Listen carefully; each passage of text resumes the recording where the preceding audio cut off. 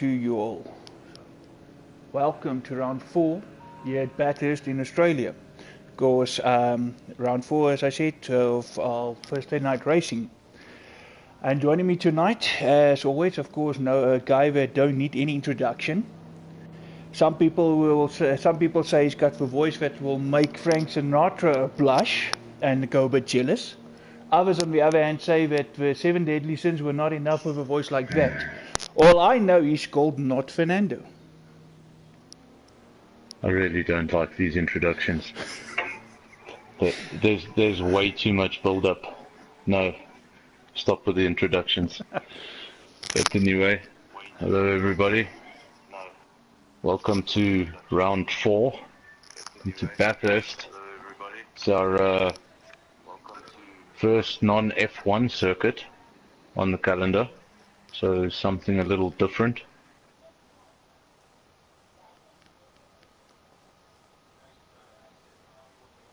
Okay, looks like Nismax is the only guy in the pit, so everybody else went out.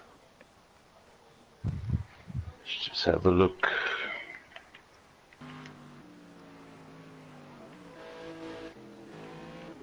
Fortunately, today not a lot of guys were able to show up, so we have a little more AIs than usual.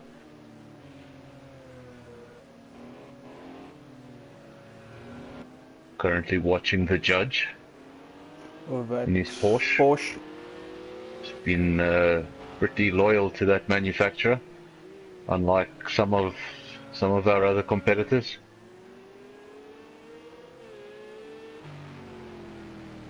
Another man out on circuit looking for pace this weekend and looking for points. The Munna.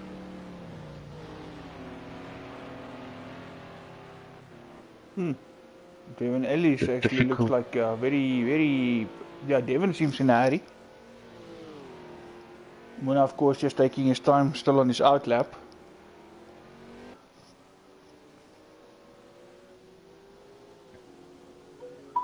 I think Munna will be looking more for consistency, something he can drive over the hour and a half rather than the 1 lap pace. Looking at this circuit, like I mentioned earlier, it's our first non-F1 track and on the calendar so far, and it's a lot more narrow than what some of the guys will be used to. Easy to get on the grass. Yeah. In some places the barriers can be... You're not going to get a second chance really. If you come off at the wrong point, there's a barrier right there, so can't make too much mistakes. It's not an awful lot of gravel traps around. And yeah, riding on board with Devon actually proves that as well. If he positions the car right in the middle, you can see there's not a lot of opportunities to pass. You're going to have to time it and choose your point and actually then just pass at the right time if it comes to passing. Otherwise, yeah, it's going to be tough. Like you just said now, one small mistake and his barriers can be unforgiving. Devon goes off into the gravel. Nicks a barrier, nicks it there. Tried to get back on track there, but lost his momentum, hit the barrier there. There'll just be a little bit of minor damage there, nothing serious. Coming out to the judge.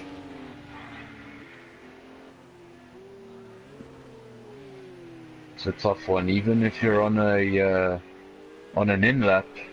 It's actually a tough place to get out of the way without hampering your own. Correct. There we go. Gets out of the way, but as you can see, there wasn't a... They both went to either extreme of the track, and there wasn't actually a lot of space in the middle. So correct. Don't think we'll be seeing any three-way battles. It's going to be interesting come race time. The guys up front, of course, the speedsters. The pity there is no Gav pick yet tonight. Hopefully he can join in time. But he'll probably start at the back if he can make it in time. But of course, having a couple of speedsters there at the front, like you just said now, a freeway battle, it's going to make it very interesting on a track like this. You know, it's a different circuit. I think this circuit is more orientated towards that endurance racing. You know, that sticking it out tough. Not a lot of room for error. Narrow circuit.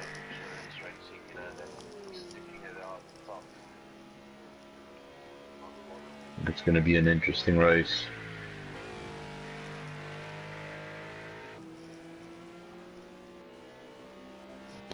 Just looking at the circuit, it's not really a place you can make mistakes at. There's a lot of it's going to be any mistake you make is going to be unforgiving. Provisional pole for the time being sits with the Munna. Set a time of 2 minutes 10.5. I don't think it's a test time at this moment. A lot of guys still feeling out the track as well. So I expect that time to come down but towards obviously the end of the session. Still over 20 minutes remaining in the session, so like you say, a lot of guys could just be out there with maybe even a lot of fuel and just getting a feel for things, preparing for the race in different ways. Munna, and that back end there steps out. Just too much gas around people.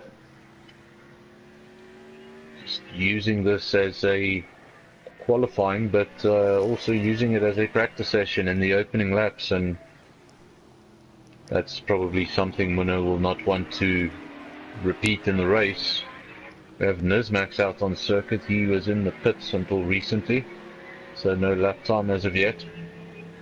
And straight back into the pits, so no lap for Nismax. Just as you say it, he decided he goes back. But it looks like the judge is also in the pit.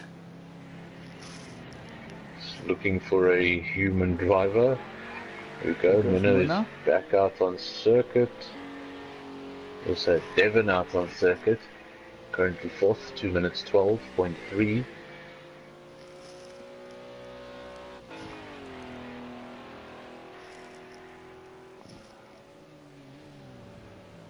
I prefer being up here than riding on this circuit. I'm looking at this straight, and it's. I'm imagining all the mistakes I would make. I'm imagining the damage. Yeah, I know. Now I remember a time when we actually did GTS, and we did endurance race here also with this track. My word! It pretty much scarred me, and DW, the founder of that particular league, he liked this circuit quite a lot. So I remember coming here for GTS a few times, and I wasn't particularly fond of the place. This track would take something out of you. That's why we know the smallest mistake it can cost you the biggest amount of time.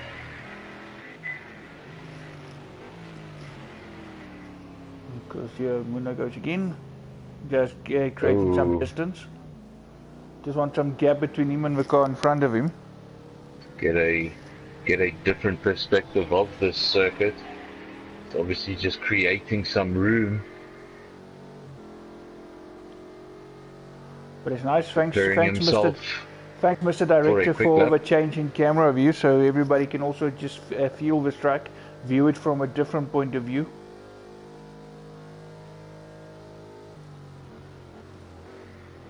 And of course, have a look at what it would look like from inside the car. There we go. So I prefer the F1 car. It's all too crammed up. Claustrophobic. Yeah, no, it's all too crammed up. You've even got this, whatever this is here in the front. That vinyl sticker part windshield.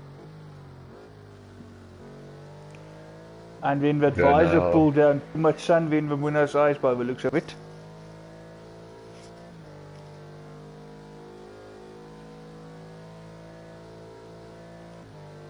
Devon currently sitting in third place. Haven't asked any of the drivers, but if the camera angle is anything to go by, this track appears to be quite bumpy. Oof. And this angle. This is quite a camera angle. This camera angle makes you feel claustrophobic with those barriers so close to each other. It's just illustrating how narrow this track is, and this is one of the sections I was speaking about earlier that you can't really make a mistake. There's no room for error. That's the end of your lap. It's a waste of 6.2 kilometers, and you got to do it all again. And looking at the track from this camera angle, you can see how deceiving some of these corners are. You think it actually opens up, but meantime it tightens, and actually vice versa as well. You've got a steep incline, you've got rights, you've got lefts, and you've got bumps. So, and lots of barriers. So, I think over the space of an hour and a half, we're going to see mistakes at some stage, and it's going to be about who can make the least amount of mistakes and who still weet wie eind.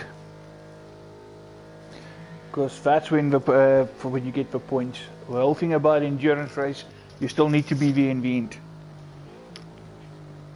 Also want to see the pace of these AI cars when the human drivers really start to push, because if the pace is similar, they could also have an effect on the race.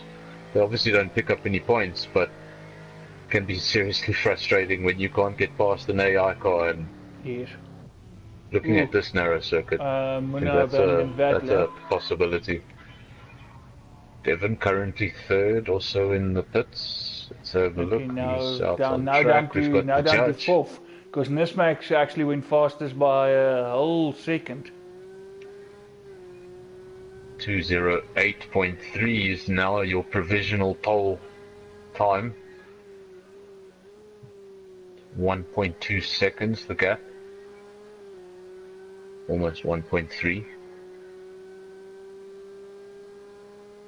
Hey, and Gav Pig have managed to join. Gav Pig is with us. Hello, Mr. Pig. Fantastic. So that makes 5 human drivers then, not 4 as you originally anticipated. Oh, and that Porsche of a judge doesn't look that pretty. Obviously a couple of barriers clipped there. Just looking at the circuit, I don't blame him. No, I also don't. Any car that... Oh, that's just a weird contact again. My car would be a write-off at this stage.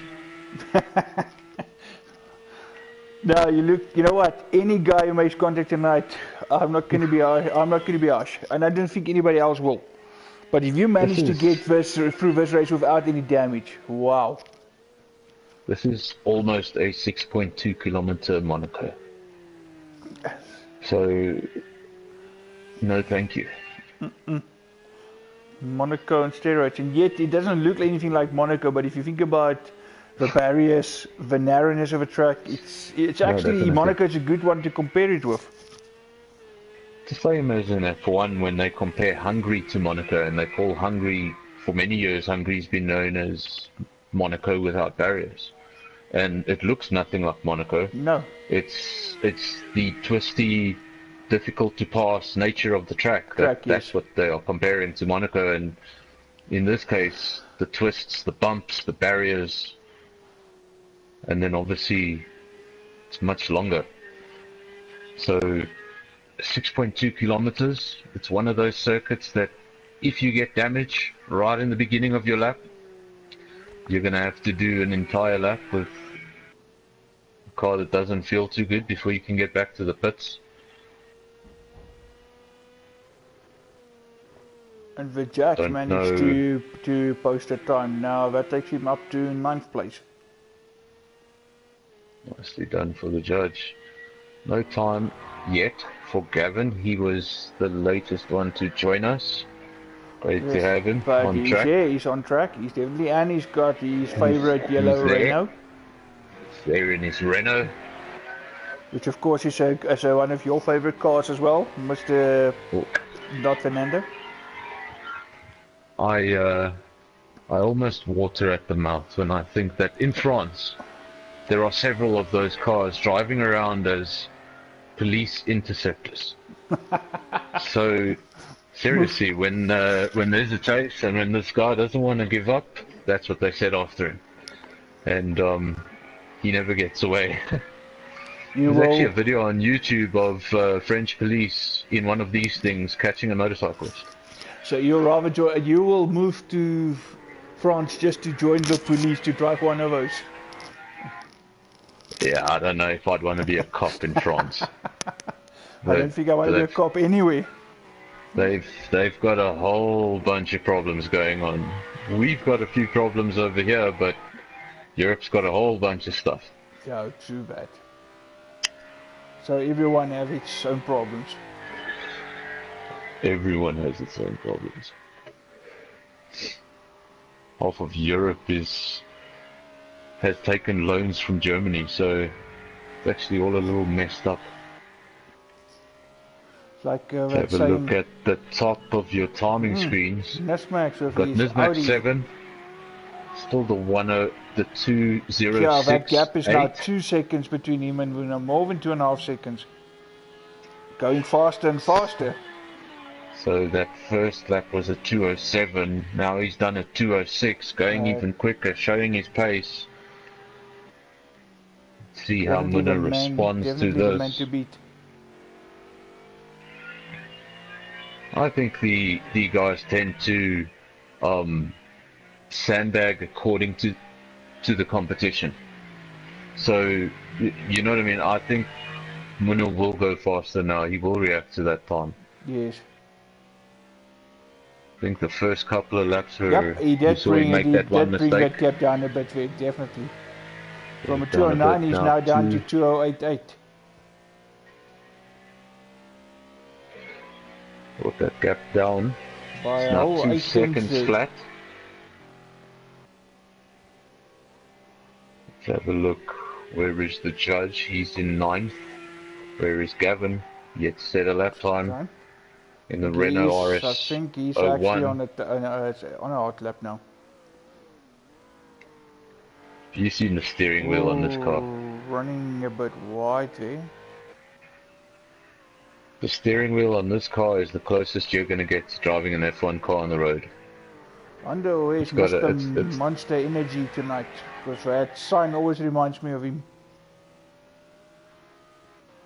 Got quite a bit of Monster Energy sponsorship on this circuit. We're definitely out of F1 territory. As far as F1 goes, people forget they're a sponsor of Mercedes. Mercedes, correct. But you will also see Monster Energy big at Rallycross. It's really Oh, nasty shunt way into the barriers. Pushing a little too hard. It's interesting to me how energy drinks have basically picked up the sponsorship crisis that was left by tobacco. Correct, I was just about to go on that. I mean, earlier there was always tobacco. I wonder how long until sponsorship of energy drinks or advertising of energy drinks becomes illegal because it's very scrappy, it's dangerous. That will happen eventually. That will probably happen. I mean, if you look at the early 90s, I mean even mid 90s, you had Williams. Just think about Williams, the F1 team. It was it was Rothmans. Later, when they changed to, of course, the red and white livery, it was Winfield. Yep. Ferrari, of course, Marlboro. It was always a tobacco. All the cars had cigarettes. I mean, some of them we weren't completely familiar with as South Africans because they weren't brands that were here. But I mean, on the Benetton Mild 7, it's a cigarette. And of course, back in the McLaren West. Yeah, that's also a cigarette.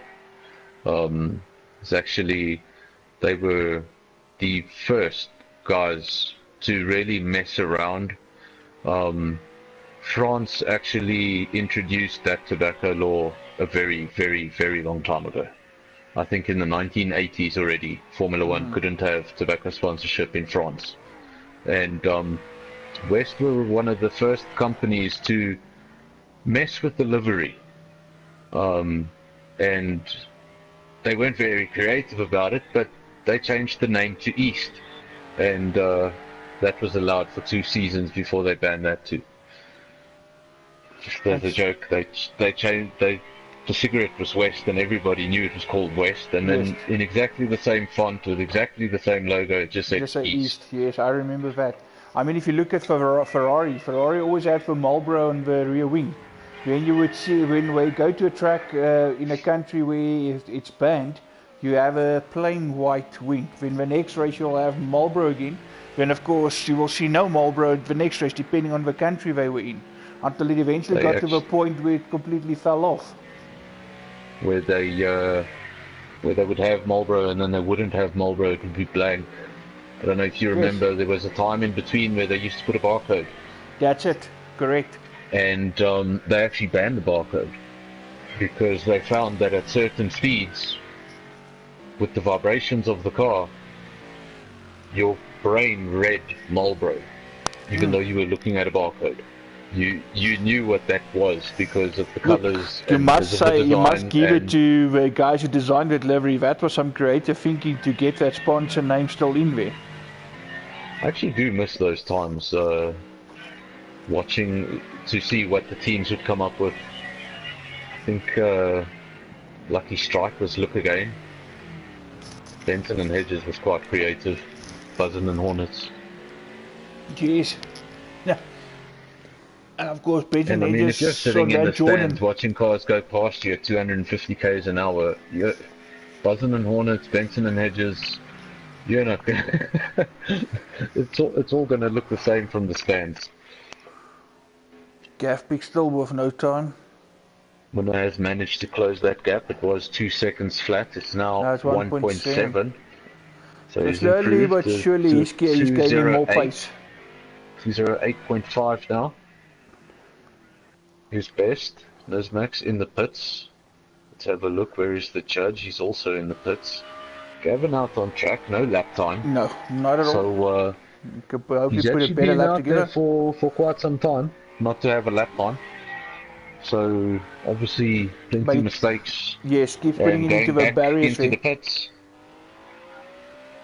It's going to be a tough one. Let's see what he can do this time.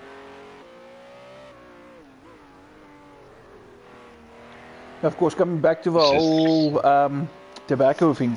I mean, growing up, you were used to the cars having that as part of their liveries. But somehow, you never really paid attention to it because you watch the racing. You didn't really worry about what's on the car. But yet, once it was removed completely, you actually missed it. You know, while I'm watching a race, like sure, if I look at a car and I'm looking at its livery when the cars get released at the beginning of the year, and I'm like, wow, it's an awesome livery. But during the race, I never sit and watch Max Verstappen and say, you know what, I want a Red Bull. Gavin, what you trying, man? Okay, Gavin into the pits again. Disappearing back into the pits. I thought maybe he was backing up a bit, yeah. Okay, having another go. So it's going to be another warm-up lap. And he already dinged the wall there in the pit. Just a little too hastily. Of course, just to what you touched on earlier. Consuming a certain Dutch beer. So a sponsor of F1. I was actually thinking the same. I wanted to ask if he's a bit physicist. He probably cursed the name of that beer. Kissing the monster wall. And as he exited the pits over here, a very difficult part of the circuit. Really, the barriers they seem to close in on you. There's a lot of blind corners, a lot of inclines, not a lot of bumps. Oh, in a nasty shove. That's not what you want to do. That's a nasty one. Still battling to get that lap in. Obviously, this I see, and Gav and the judges got some penalties. Judge has a 1 grid place penalty for a pit lane violation, as does Gavpig for the same.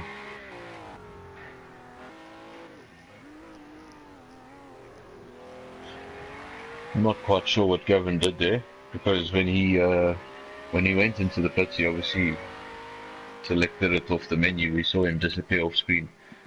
So not sure why he got a penalty. Was it on the exit? Let's see if we can actually put a lap together. Here he comes again. It's not equivalent. It doesn't count at the moment as he has no laps on. Oh, running extremely wide. Just can't put a decent lap together. Something that he's happy with. Something that he's willing to go over the line and record. Just having a rough time. First time he's going to come around the final corner and actually start the lap. As we said, here comes Nismax down the pit lane. Looks like he's on his way out again. Did see him bump that car a couple of times, so there's obviously a little bit of damage on it, but still feels that it's good enough for a lap. Hasn't come into the pits this time round. Of course, also just to remind our viewers again, sometimes what you see from this angle to be damage are not as bad from the driver's point of view. It always seems to be worse from this angle.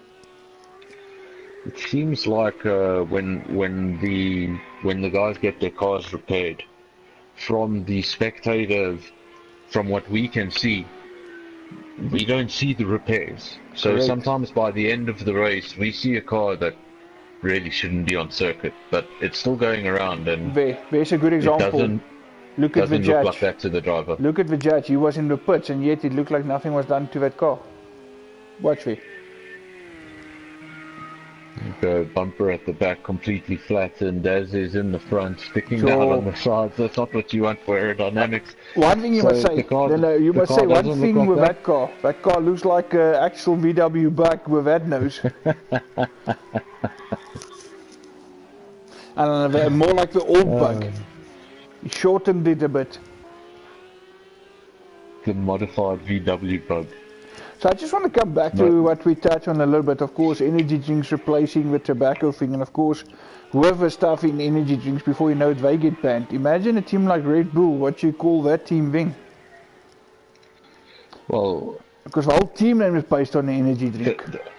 The thing with Red Bull that separates it from other teams is, like, just have a look at Haas. Haas was recently sponsored by a very strange energy drink, and look, they parted ways because whatever happened there, I'm not quite sure, and I'm not interested enough to read into it. But obviously, that company was not the company Haas thought it was, and things didn't go well.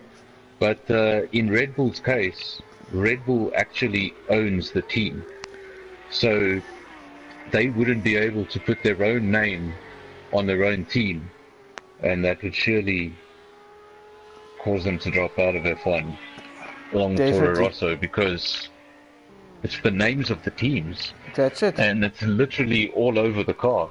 So what are you going to do?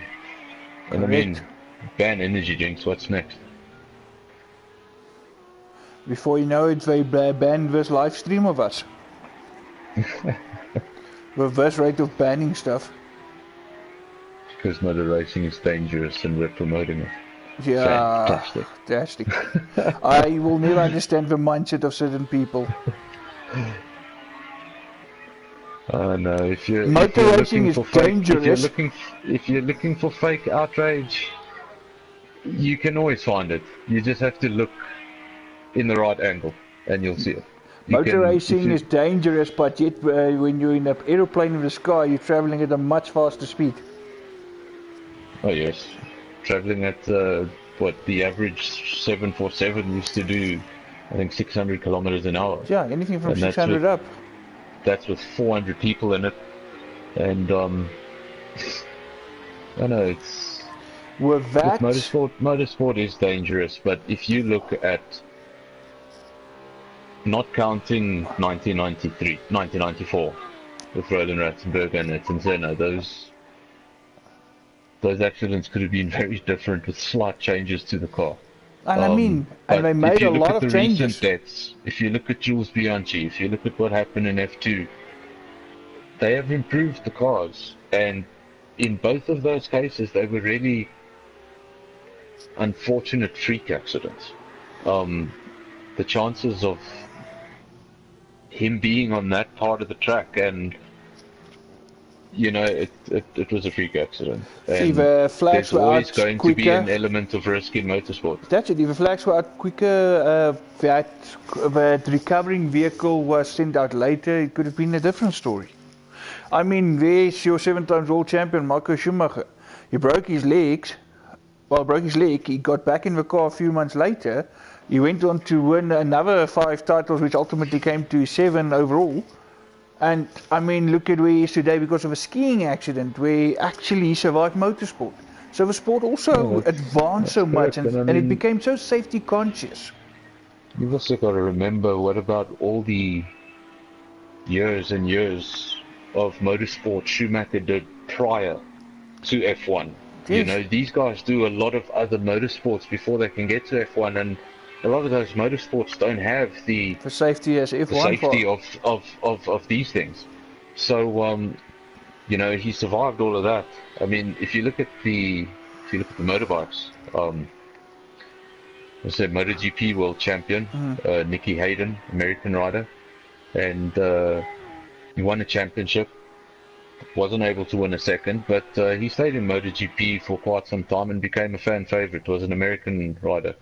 Moved over to World Superbikes, and he died cycling. And there you go. There's your grit. Gavpik actually managed to make it up to 5th. Nice, Gavin. Finally got a time when he actually put in 5th. Top 3, Nismax, Munna, and Devon. 3 seconds separate the top 3. Munna managed to get that gap down to just under a second, so he'll be happy with that. And then Gavin managing to get something decent, gets up to 5th, and I think it's just that one car up there that he needs to get past, and he'll be right up there with the top 3. I'm sure he'll have the pace. If he can put a couple of clean laps together, he will be right behind him. Can still be interesting battle. Judge down in 10th, obviously struggling in that session. We saw the state of the car. Bit of a giveaway. So obviously now we know the procedure. We're familiar with this. Time begins to tick down. That does not mean the race has started. The guys are just doing final touch-ups to their setup, to their strategy, and then that clock will jump to an hour and a half again, and we'll be underway. Of course, we say formation lap. We say it every time. Of course, a good pull away is vital, but at this track, it's going to be very important who can get that perfect pull away. Of course, looking at Vermuna and Nismax, of course, the battle going back for the last couple of races as well. I mean, if you specifically, I immediately remember Austria round 2, where the 2 of them were going at it for the whole race. So it's going to be very important for both of them actually to get that perfect start here, to get in the lead into that first corner, because it's always going to be difficult to pass, as we saw already with the practice and qualifying earlier. So yeah, a very important start. Speaking of that, then it's even more important for Gavin. Remember now he's in 6th place. He qualified in 5th, got that one grid place penalty. So he's going to start in 6th. He's going to have 2 AI cars in between himself and the top 3, which is where he wants to be. He needs to get past these AI cars pretty quickly. We've commented on track's bumpy, it's narrow, lots of barriers, it's unpleasant, and he doesn't want to get stuck behind a here we go. Too long. And let's go. And Muna actually got that perfect start. Muna is taking the lead. Very nice start there. Oh, they made contact. Immediately into turn 1. I think both of them realizing how important turn 1 was, and they wanted to was be not in prepared front. to give it up, and Devon actually jumped Nismax there as a result of that impact. I wonder now, in terms of damage, what is going on. Let's have a look down the order just for a moment. Or just getting used to these. Here we go. Here's Gavin. We said he needed to have a good start. He started in 6th. He's down to 9th. He dropped. And he's going to be in a swarm of AI cars. The Judge also fell back. Judge is currently in last position. Currently in 13th for Porsche. And don't see any damage. Maybe just trying to stay out of trouble and being a little bit too easy on the throttle there at the start and falling to the back. Don't see any damage on the car. Wow, flying Porsche. Go back to the front now. Oh, and Muna runs wide. Muna runs running wide. It's gonna bring Devon back into this. Luckily, it was at the spot where it's a bit more forgiving. Whole bunch of cars getting warnings now for corner cutting. No penalties as of yet, but warnings for track limits. Saw Devon desperately defending 2nd place from Nismax, and he took a little bit more curve than he should have. Nismax right on him again. Of course, Nismax knows he's going to have to get past him if he wants to stay in touch with Muna. Because this might just be what Muna's looking for, to have a car between the two of them so he can pull away. One thing I'd love to know, but I have no access to, is... Oh, and both Devon and Muna runs wide. That will actually give Nismax coming up. Yeah, Nismax going to take Muna. Devon currently running in front, but he clearly cut corner in gain position. And Nismax, yeah, there we go. Nismax actually making now into 1st. And that's a complete switch around. Muna was leading, Nismax was 3rd, Devon 2nd. Devon still 2nd, but 1st and 3rd have switched around. And... well, Muna can't be too happy. He was... Both. Oh, ooh. Yeah, and too much gas around the corner, and he loses another place. It can actually be 2 places. So if he manages to stay ahead of him? He managed just. But now, crucially, he's got that one AR car up ahead of him. And getting past these guys, when you're fighting for track position, they can be quite aggressive. They can be quite defensive. And on a circuit like this, you're really going to want to be careful. Gaffbeek was down, went down to 10th, but now he's battling for 9th again. He manages to make it stick back to 9th now. So, right on board with Gaffbeek behind a what a good looking livery on that map. Just to go back to that Muna and going back to that Muna and Nismax switch around. Oh, Gavin, too much. Ay, Gavin. Oh, that doesn't look good. And loses another place. Oh, and I think he's got severe damage here. Going very slow. That's got to drop down again. I wonder now if this car is just pulling him to the left, because he's... Oof.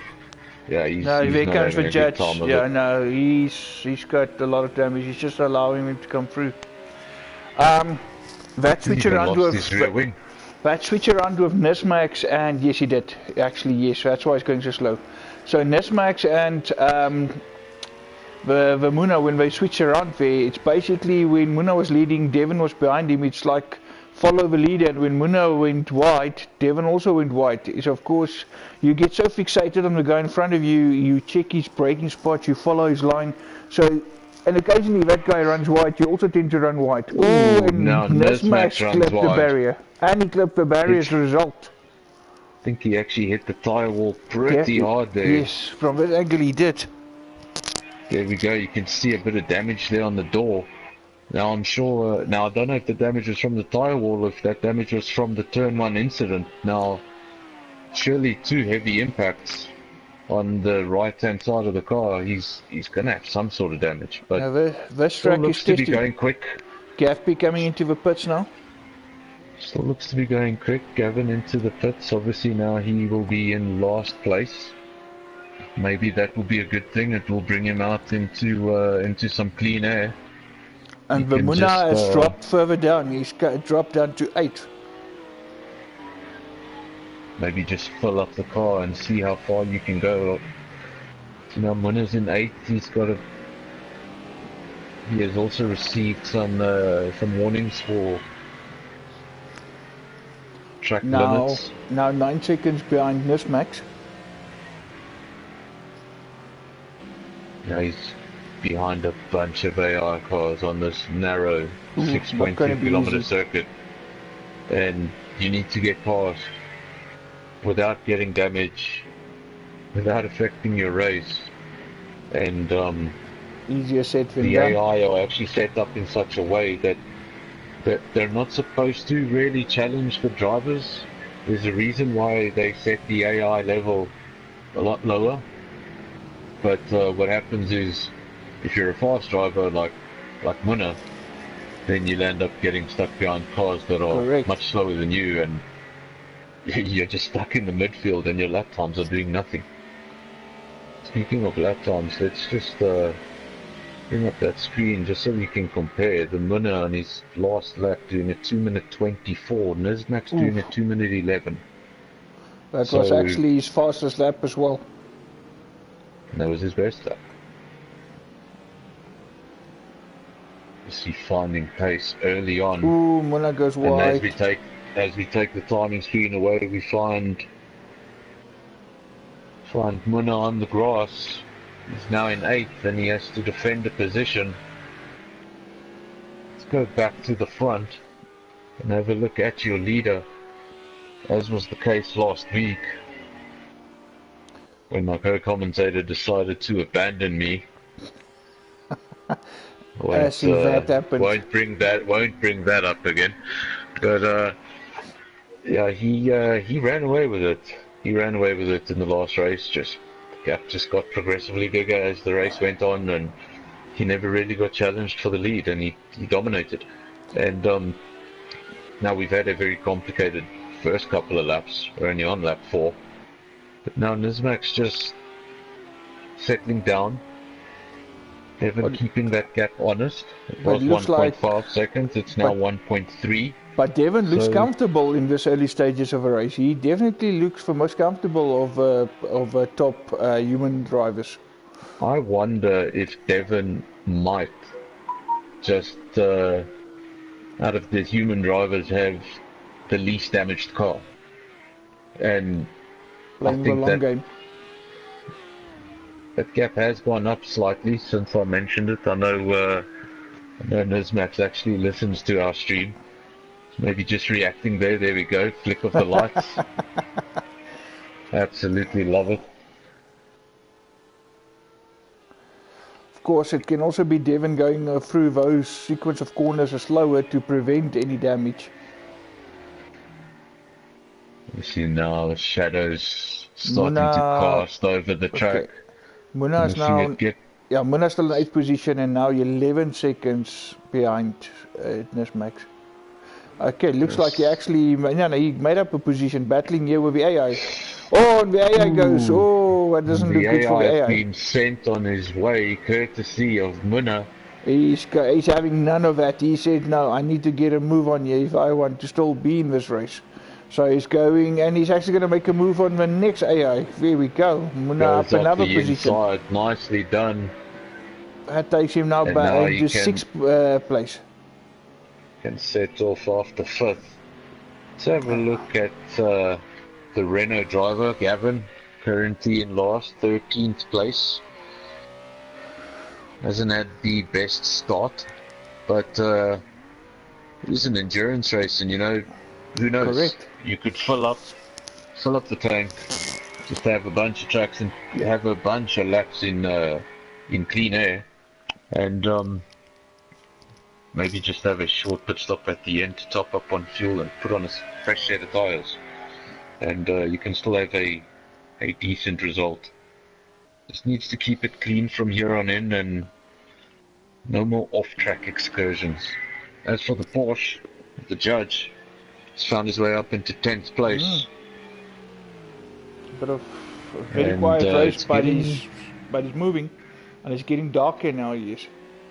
getting darker very quickly. I think in the space of half a lap, it's become very visible. Actually seeing sparks now coming off the barrier. Yes. You will see more of that.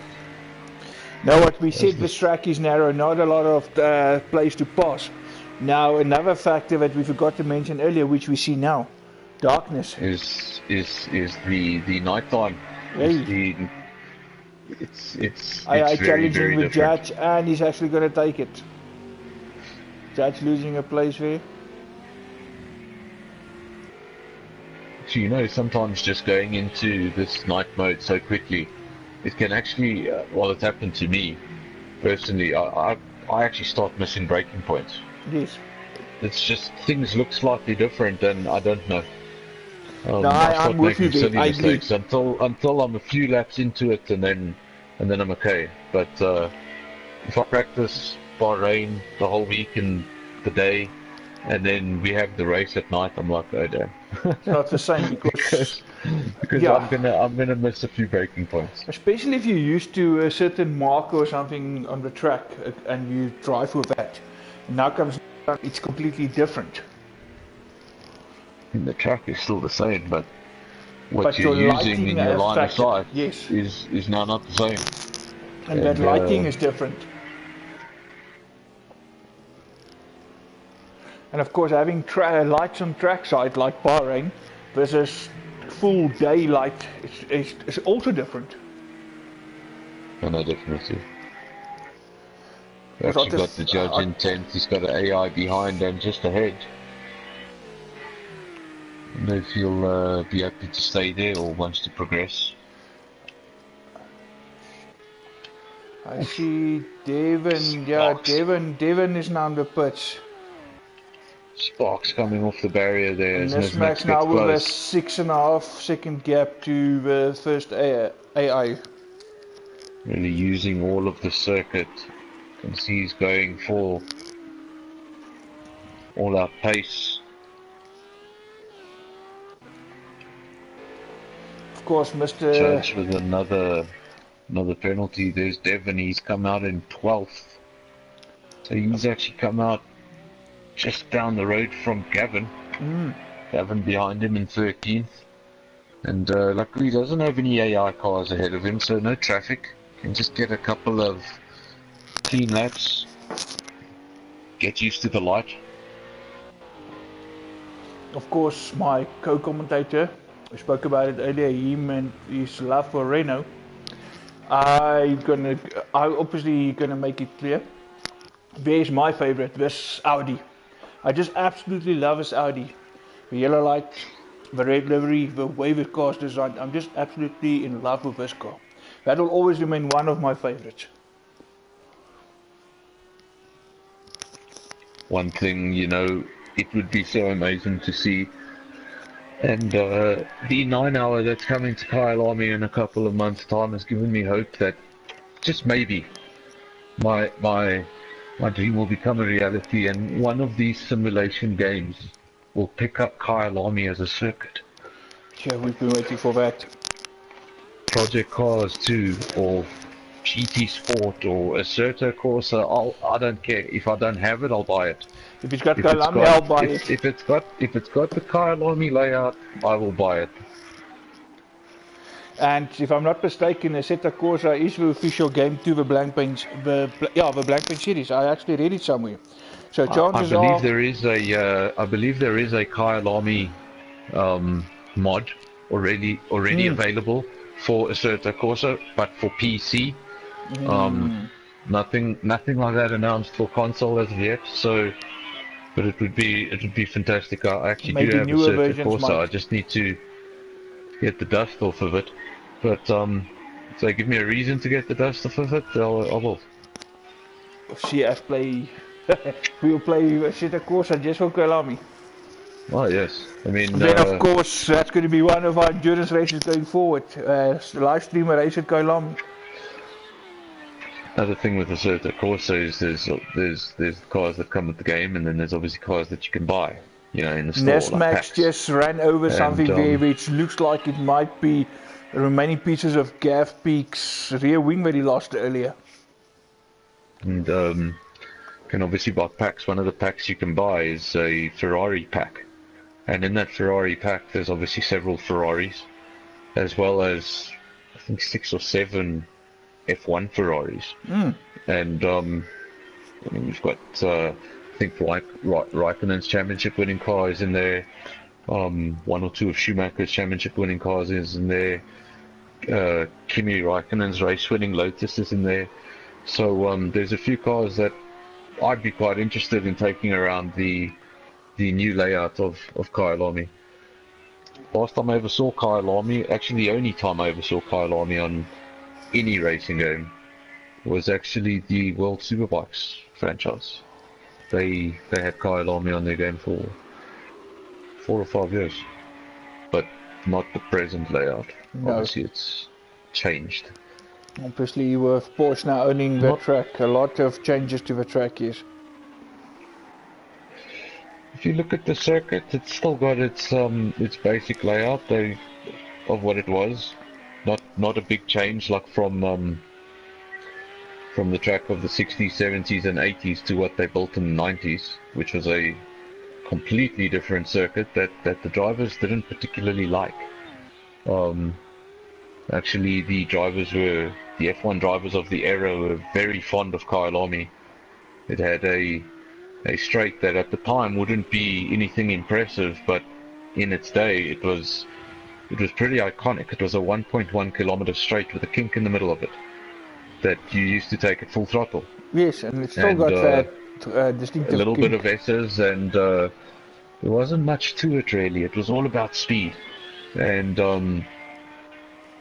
obviously the Grand Prix was taken away in 1985 due to sanctions. It came back in 1992, but what F1 came back to was a brand new Kyalami circuit, and the drivers weren't too fond of it. It was they changed its direction. It was a lot slower, a lot like Hungary. And what the Porsche layout has done to the circuit is eliminate a lot of that. It's brought a lot.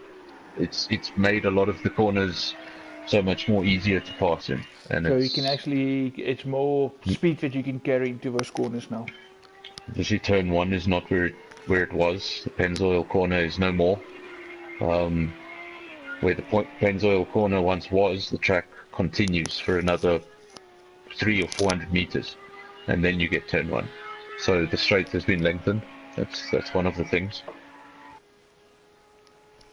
And then obviously the corner that comes out of the mineshaft, that was also altered. It's not as narrow as it once was. Nesmax now at that 12 seconds margin. Of course, 12 seconds between him and the next car, which is that first AI driver. There we go, the judge, of course, no front lights, too much damage in the front end. Ooh, and a bit of evasive action to be taken there. I don't think he saw that car coming up to him. I must be honest with you, the damage is, I'm just going to use a big word because I can. The damage is extensive, and at night it just looks... That's coming into the pits now. So much worse because it's reflecting everywhere. Yes. Oh, it looks terrible. It looks like tinfoil. Oh, he hit the tyre wall on the way into the pits. Wonder if he just made the mistake of thinking the car was going to take over. That's tomorrow night. We're trying too hard, V. Just getting through the AI. There we go, Nismax still at the front. Let's have a look who's this here in the pits. Judge in the pits. Yeah, lost a bit of time there, Nismax to that first AI driver. But of course, they made up a bit. Devin, 11th. Was second at a stage. And it's down to 11th. We've got the Muna in 10th. Actually led this race for a short period of time. Then left the circuit, so did Devon, and there was a big mix-up. Nismax took the lead. Okay, Muna got down to third. Gav Peak has retired, he's gone. He gave up. So we're down to 12 runners. Seems like the Renault has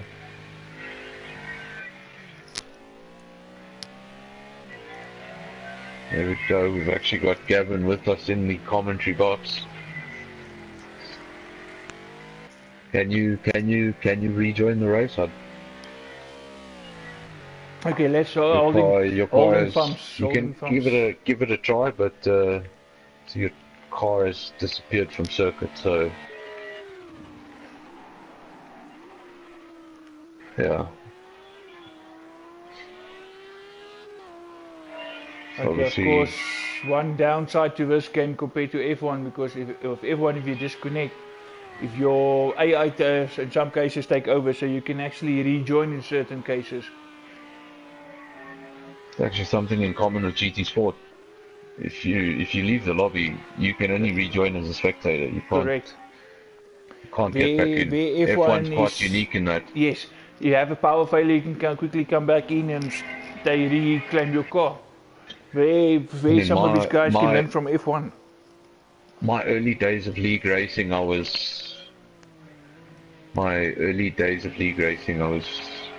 very grateful to that feature, because my internet back then was, I used to probably leave the race 3 to 4 times. But thanks for that, you can join and reclaim your car, you managed to still be part of that race. So huge well done, and thank you to Codemasters for that ability, because that's actually what makes online racing for F1 also unique. Just have a look at your timing screens. The Muna running 10th, also not having a strong race. Muna's last lap was a 2-minute 10.7, Nismak's last lap 2-minute 11.9. So Muna currently lapping 1.2 seconds faster than your leader. But it's got a whole smattering of AI cars in between him and Nismax. And it's actually got all of them. Gavin, cars not on track. We only see 12 runners. I think practice and qualifying allows you to come back in, but as far as the race goes, if you lose connection, you're out. You can join as a spectator, but you're not going to take control of any car because there's no car. We can't even see you in the pits. You're just not on screen. Doesn't even show your name in DNF. It's just gone. More than welcome to stay and watch the race. We've got a whole hour and 7 minutes remaining, so we could always use the company, get a different perspective. It's going to be difficult to have an entire race where I don't Gavin bash, but don't know what I'm supposed to do now. I think I'll just rag on an AI. But you got 3 human drivers right at the back with, of course, Nismax in the front. All AI drivers are between them. So the odds are stacking up against those guys. So it looks more and more like another Nismax runaway race at this stage. I know it's still an hour to go, but it's almost like it's going to be a repeat of last week. I think for Nismax, he's obviously in a fantastic position. It's his race to lose, but these guys at the back here with the AI, they can still get into podium positions without pushing too hard. Just think they need to keep it clean, keep the laps coming in consistently, and when it comes, use your pit stops to get past them. Running wide. Use your pit stops to get past them. Obviously, I know there's drivers that watch the stream purely to listen if I give away strategies, so I'm not going to mention fuel loads, but you may see them if you're watching. Oh, you may see nasty them pop one, Judge. Look at that. Oh, couldn't turn the car in there, and he just went straight for that barrier. I'm pretty sure that Porsche hovered for a second there. But yeah, the bumper on that doesn't look too fantastic. It's lost the light. Oh, hovercraft in the making. It's not going to look too good. No, unfortunately not. Winner currently still 10th. So, is he coming up behind an AI? Yes, he is. Yes, Maximilian Woertuin. He's coming up behind an AI. Getting a bit close. Let's see if he can get through pretty quickly or if they're going to affect his pace. But no lights on that AI car either. Is Max last lap at 2:11.3, Munna last lap at 2:10.1. So lapping 1.2 seconds faster than your leader. Look, it's always one thing to catch somebody, but to pass him is another. I think Nizmax just managing his pace at this stage. Got a healthy 12.7 second gap. Obviously the AI will not claim any points. So 10th, 11th and 12th will be promoted to 2nd, 3rd and 4th in the points table. So technically speaking, Vamuna is in 2nd place. Still definitely worth it to finish from that position. You'll get points for 2nd.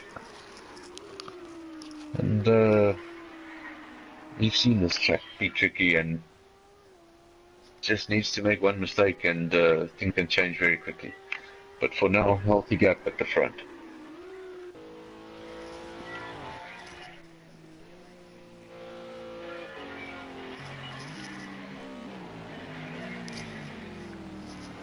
It's just in a very I'm not sure, are you in spectator mode?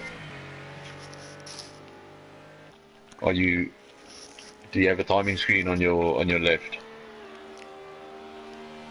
Okay, then you'll see that the drivers in 10th, 11th and 12th, those are human drivers. Nizmax is the other human driver in 1st. So from 2nd down to 9th, you've got AI drivers separating them. And yeah, it's going to be really difficult to get through all 9 AI drivers without getting damage or messing up your race in some way. So I think your best bet is to get past a majority of them using a pit stop. Well, yeah, we have Munna now going side by side, promotes himself up.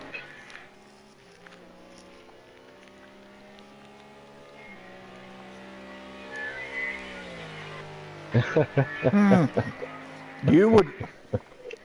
Okay, you would love that because obviously with you out of a race, you want to see more retirements on the human side. And that's why we'll never see. That's why we'll never see a Formula 1 Grand Prix in Ghana. Because of Gavin, thank you. No. Well, what if what Gavin considers entertainment comes from Ghana, then I understand the lack of a Grand Prix in Ghana. But now getting really entertainment is going to be too dangerous really, for Europe. Really showing now. Pitch black. No more shadows.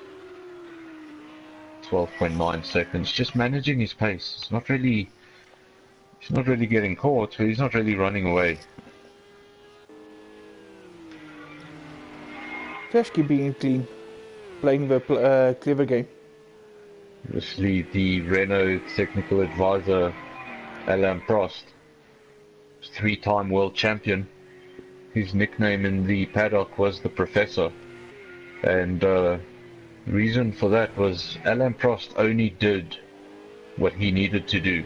Obviously, Gavin has left the combox. He should be back. Obviously, just having some power issues. But going back to Alain Prost, the reason he got his nickname the Professor, he would only do what he needed to do. That's it. So if he needed to finish in 3rd place to win the championship, he wouldn't push for a win. If he was in 3rd, he would manage it, he would stay there, and he'd win the championship. And that's how he got the nickname the Professor, because he stole the championship with 2 away from what would have been Ayrton Senna World Championships, just because Ayrton Senna was the more aggressive. I think of Max Verstappen. He was more. Wouldn't really think at the moment, and sometimes just do something silly. Actually, in Formula 3, back in the day, current Formula One commentator Martin Brundle, they actually had to, with a crane, pick up Ayrton Senna's Formula 3 car off of Brundle's Formula 3 car because he couldn't get out. Yes, I heard about that. Yeah, he went for a crazy pass that wasn't there and just basically ramped over Brundle's car, and that's how they sat. And until the marshals got there. Senna would never wait for someone else to make a move or let his luck rely on someone else. He always went out to make his own luck. I actually watched a short documentary with Martin Brundle where he spoke about Ayrton Senna and their days back in Formula 3.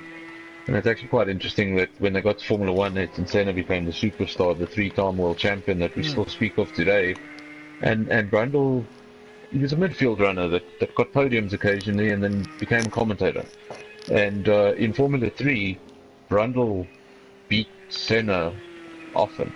Yes, correct. So it's quite interesting that when they got to the next category, they went their separate ways. But it also depends on the team you drive for, the strength of a car, etc.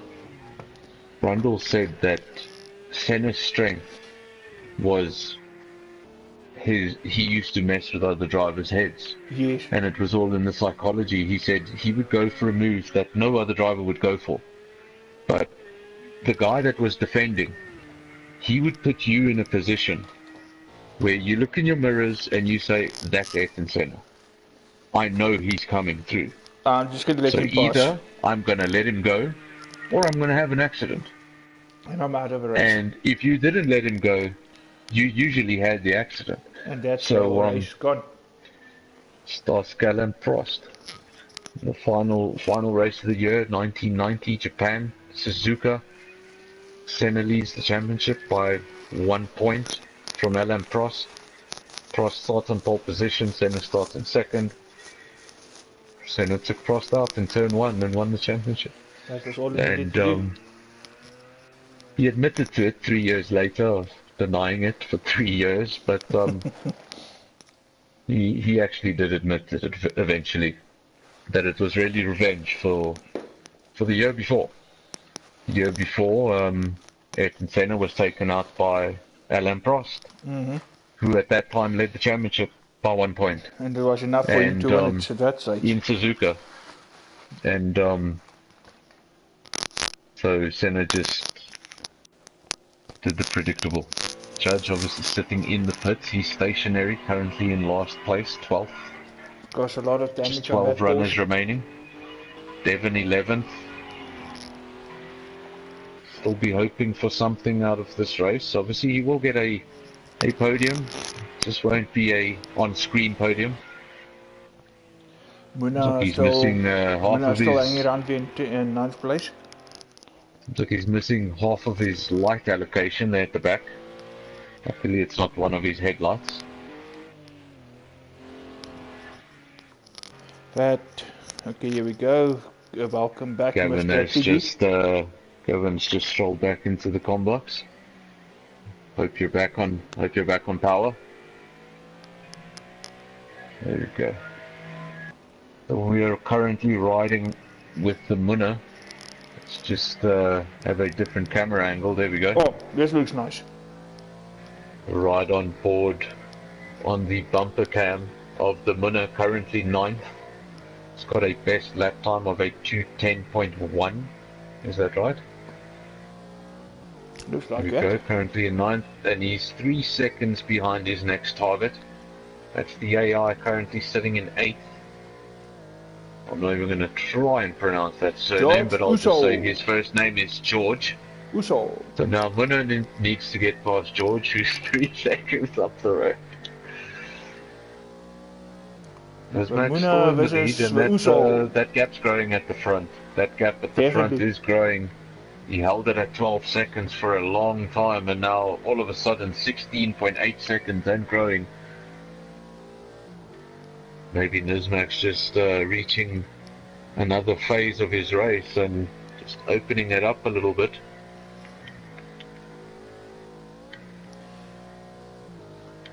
And pit stops will also come around not too long from now.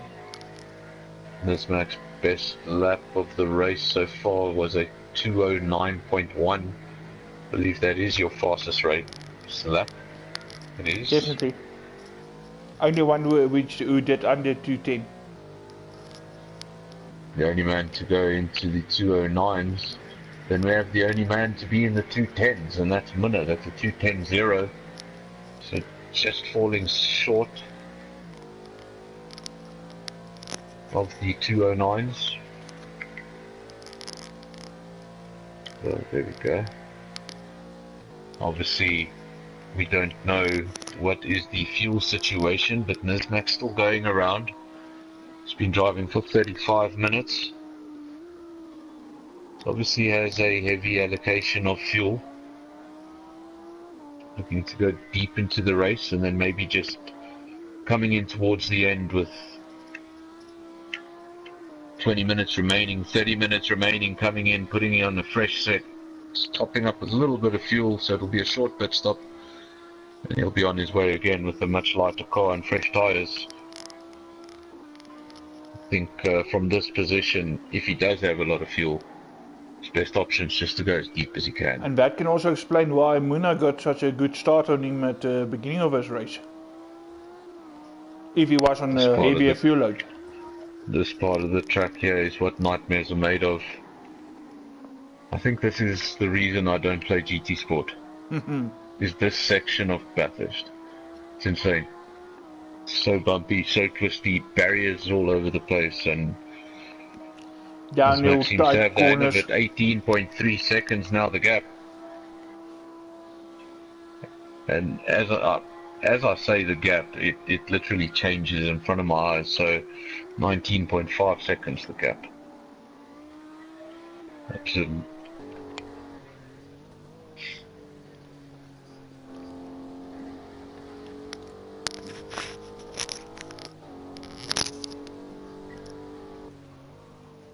Saving a bit of fuel as well, pushing it even further. As I said, he's coming into the pits. He's actually pitting. Now, won't be. And just have a look at the pit stop. We'll just keep our eyes on that. See when he emerges from the pits. So if it's a short pit stop, then I don't think he's putting in that much fuel. As long as he don't run out of fuel and have to, and forced to stop later. I wonder if he's just taking the shot. There we go. Lollipop goes up. He'll be on his way shortly. I wonder if that pit stop's just taking slightly longer because of that turn 1 incident. That's also possible. That damage that he still have on there. Yeah. And remember, he don't also made contact with that tie barrier.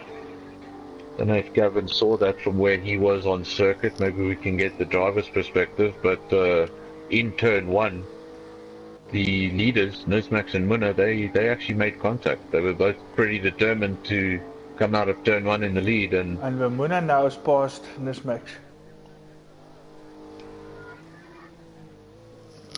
There was contact. I don't think any of them were actually going to give the other an inch, and they both just went for that line knowing they had to get out of that corner first.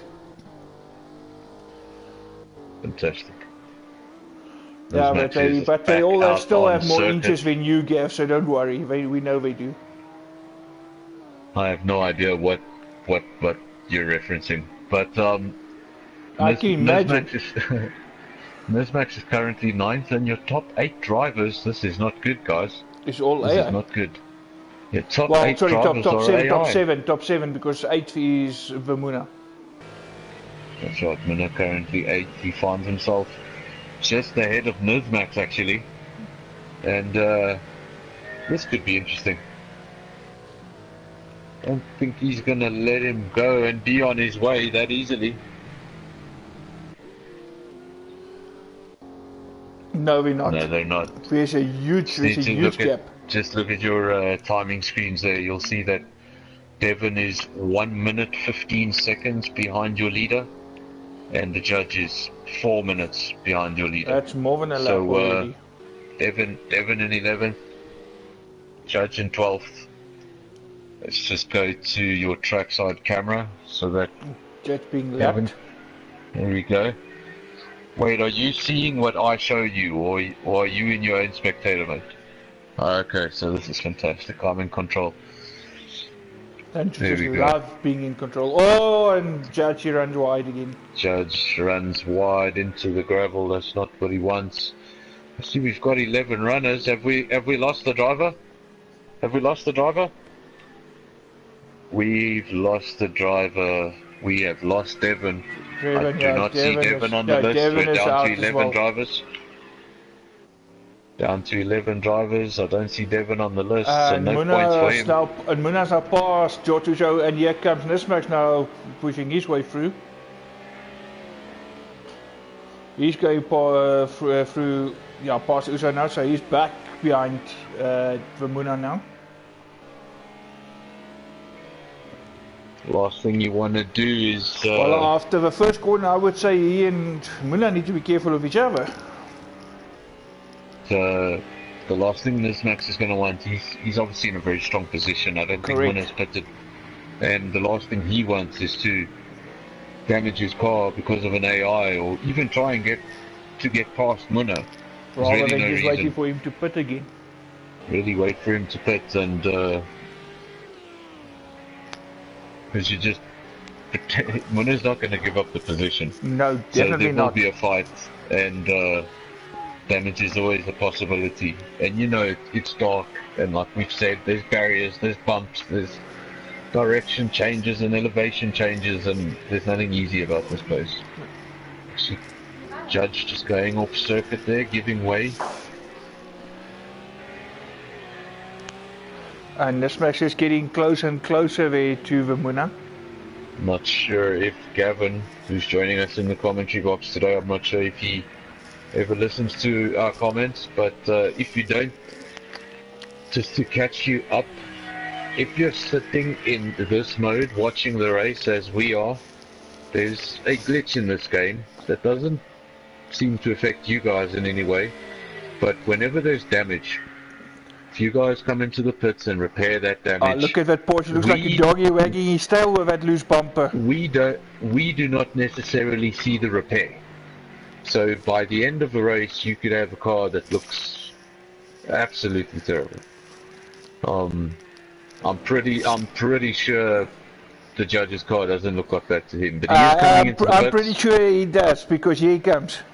He's coming into the pits.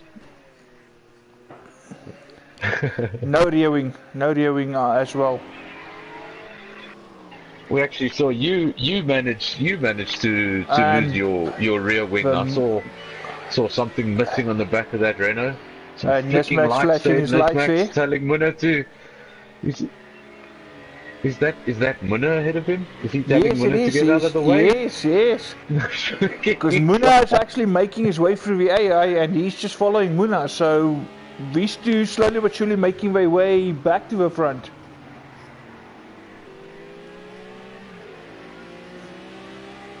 Now, what are the strategies? That is the question. Don't say anything. I'll flash it up on screen so you can see what fuel these guys have.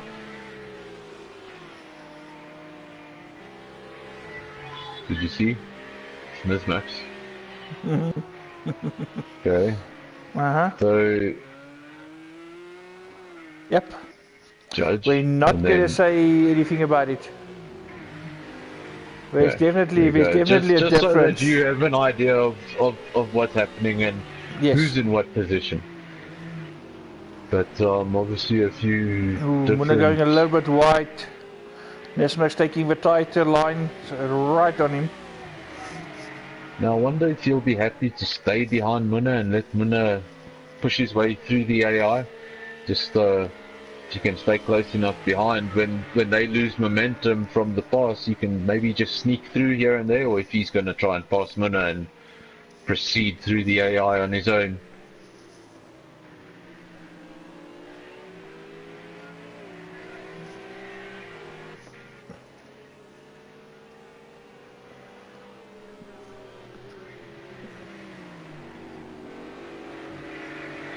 Muna now getting extremely close to the AI. He's probably going to pull alongside him here on the straight.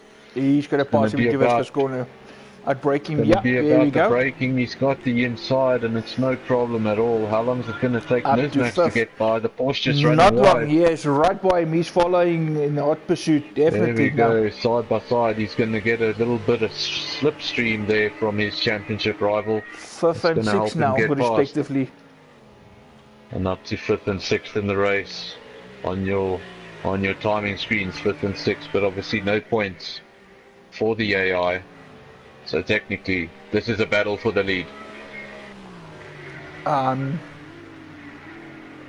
not absolutely sure. I've seen the fuel loads, but looking at the time, there's still 45 minutes in this race, and we're only at halfway distance. So, will they get through the rest of the AI unscathed? Will they get damaged? Will they have to make an unnecessary pit stop? Obviously at night you can't get away with even scraping the wall. Going to be sparks.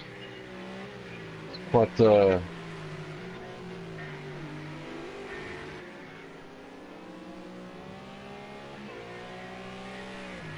especially in this little piece of the track that we're looking at right now. You can literally bounce from one wall to another wall. If you lose it, you can just trying to gain momentum again, and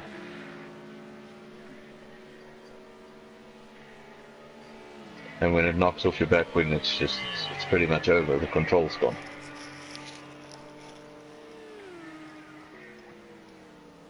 Just looking at those lap times. Just have a look there at some laps. Nizmax, his last lap was at 2:11.0. Winner's last lap was a 2:11.2, so just 0.2 of a second. So those two really lapping in close pace. Let's just have a look at their best laps. Those two are now both in the 2:09 territory. Let's get back on board now with the winner. Still Nizmax behind, 4th and 5th. They actually now approach the podium positions as a few AI cars have started to pit. 2 of them are currently in the pits.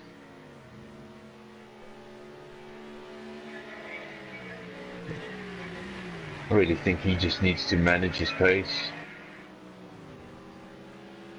Just needs to manage his pace, and maybe just, you mentioned earlier that he was short shifting, maybe just he's got a different idea for the fuel, and maybe we've seen in the races prior to this one, guys have pretty much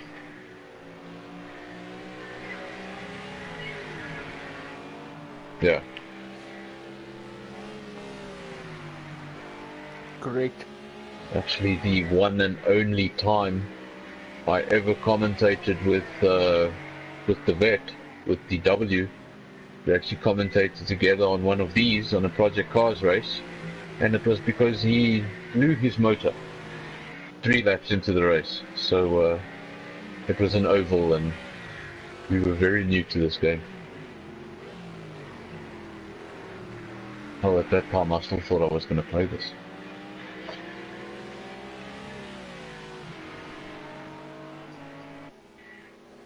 Winner currently 4th, Nizmax currently 5th.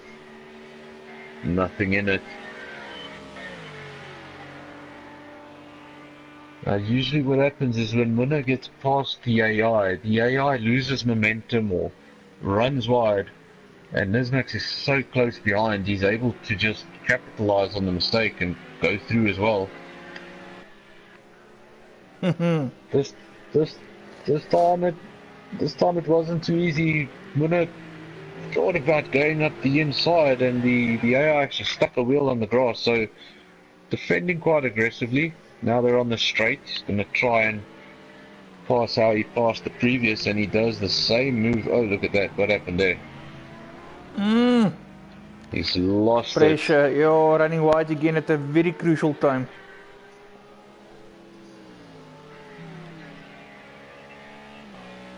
I'm finding out that you mentioned that, Gaff, because I saw the same in F1 before.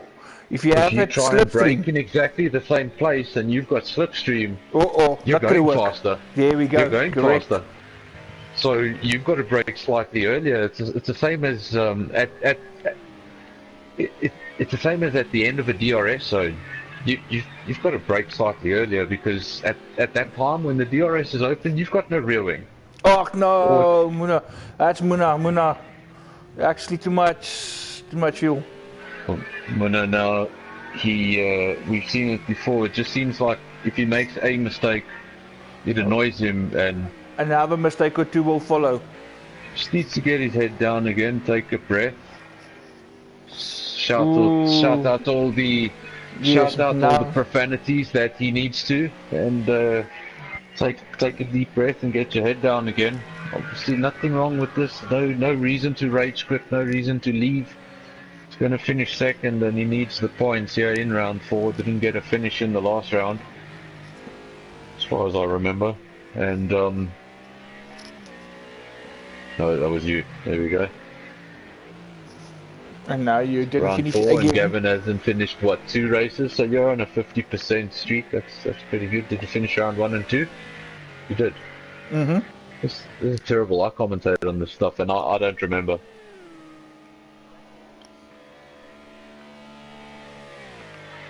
I think he saw himself. He saw himself This in a makes position now coming where up to that next AI.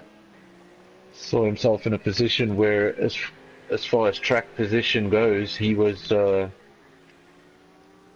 of Nismax, and there was maybe just a chance that he could pull off something special, but he knew that he needed to clear the AI. Nismax is actually still struggling with that very AI that Muna lost it trying to get past. He's still there, he's still in 4th. He hasn't managed to make his way past.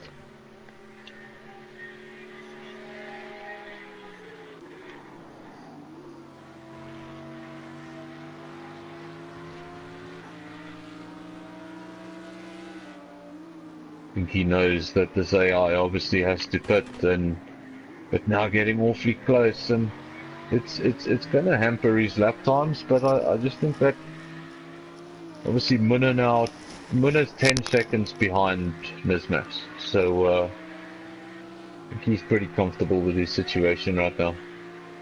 No, I didn't see him go in. I think he's staying out for now. Currently 30 seconds behind your leader. Nismax 17 seconds behind your leader. It's getting a bit of grass there on the outside. It's just going to lose him a bit of momentum. That AI car is going to get a little bit further down the road, and just again a little bit of barrier.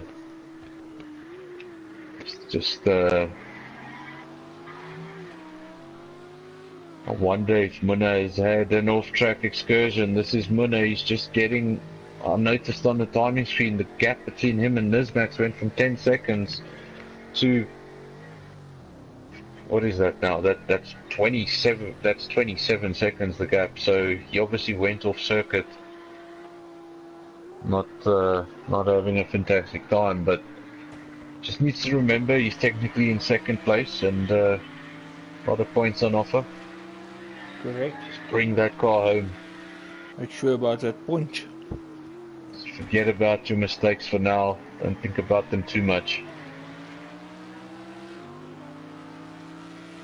We have 36 minutes remaining. Soon we will enter the final third of the race. And Nismax in a strong position. He's still in 3rd.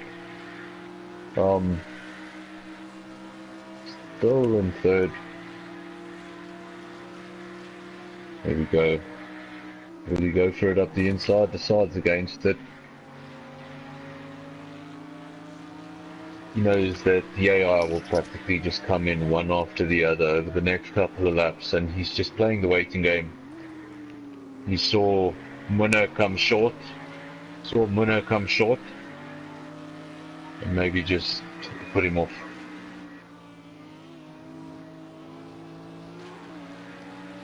Let's have a look at your other drivers. We've got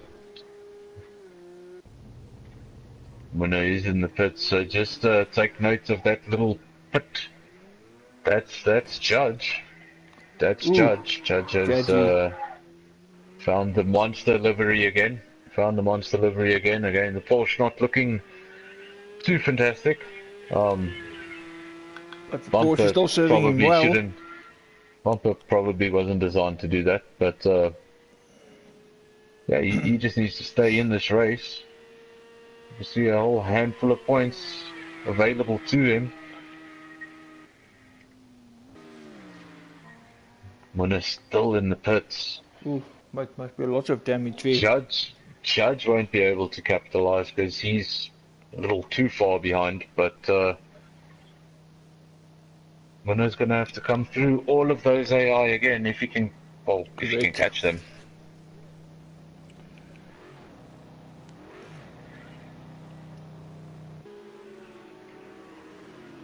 There we go, Nismax still in third place, still behind that that Mercedes-Benz.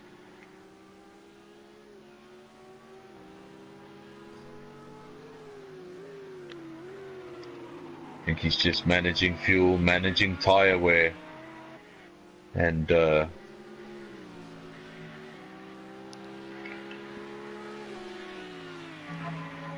on that last lap you can see the pace has definitely come down. The guys were lapping in the 209s not so long ago. Nismax 213.2 on his last lap, and obviously Winner's last lap was with a pit stop. So look at that, with a pretty lengthy pit stop, that's almost a 4-minute lap. That can change your entire race. Correct. That's why endurance racing is so difficult. It's really difficult. You can make one mistake, go one pit stop too many. You know what, if you're in F1 and you do one pit stop too many, depending if you have to change your front wing or not, you're probably gonna, and depending on the track, you're probably gonna lose depending on your 25 to 30 fuel strategy seconds. as well. But in endurance racing, it's not just the tires. The tires take a lot longer for the first thing. For the second thing, you have to refuel, and for the third thing, you have to sit there and repair. And a pit stop can turn into a over a minute procedure where you come out on track, you're a minute behind the leader, and the race is completely changed from one mistake.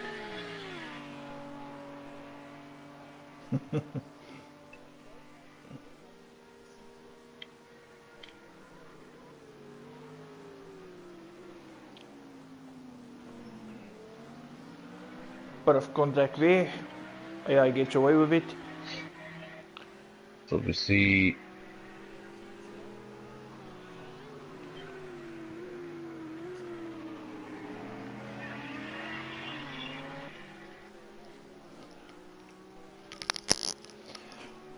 you're basically saying human players actually racing together and replacing each other, not driver swap like currently in PC, but human player. Okay, that can actually make for interesting racing. That could actually make for interesting racing. Like if you had something like we know there's multiple F1 leagues. You know, just looking at Twitter, you'll find a bunch of them.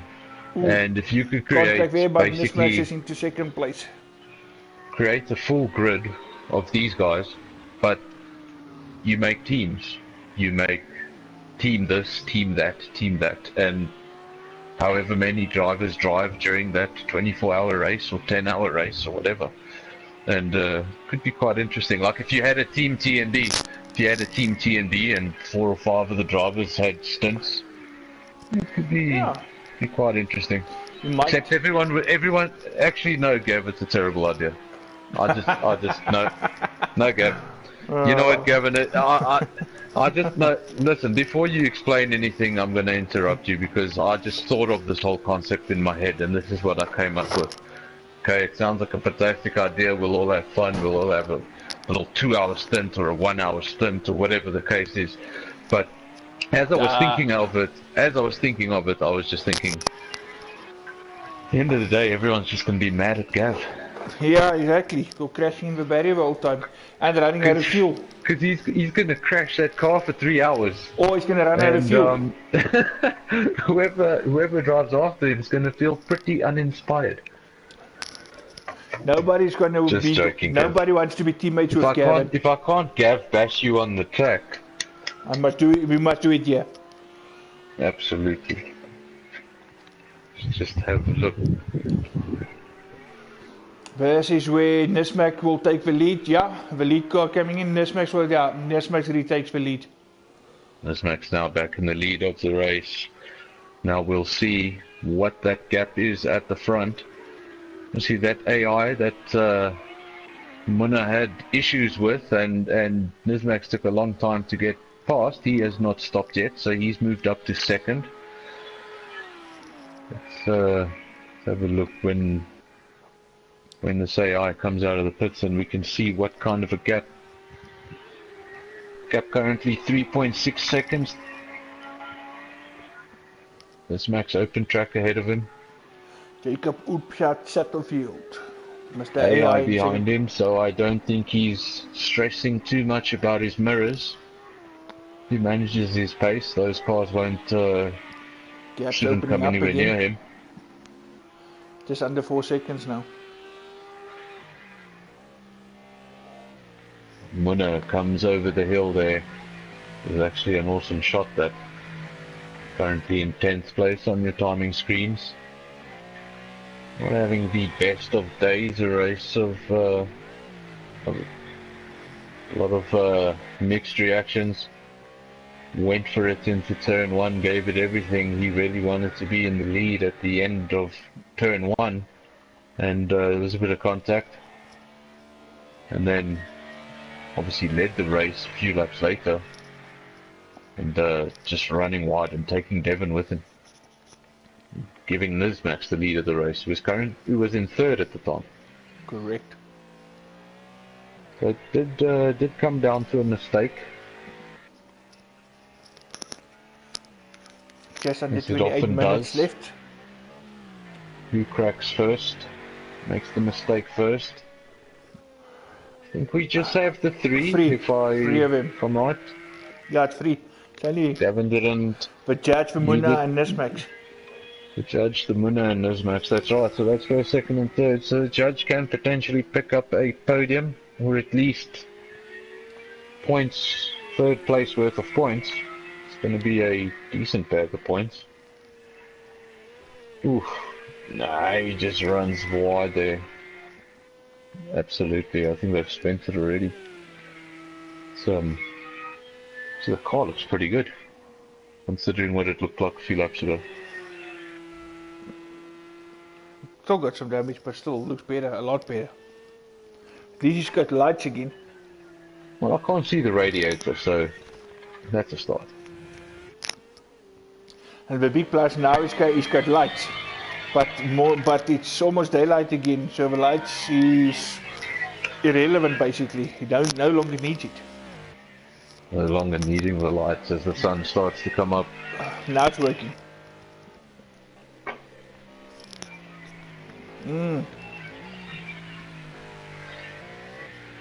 I believe that's a new fastest lap at 2:08. 2:08.6 Bermuda. Just to confirm. Yep, that's the fastest lap of the race. Fastest lap of the race so far, 2:08.6. By the man in 10th place.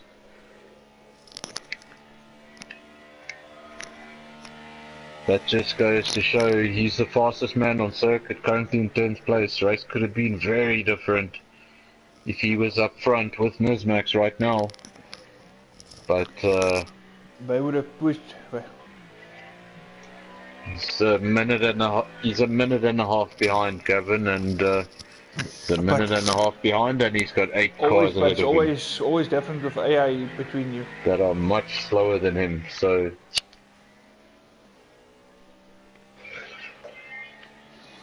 the time seems unrealistic, plus getting past all those cars and still making that time is not going to happen. Just Gavin, you get so excited about Muna, you would think he's the only driver on the track. Calm down.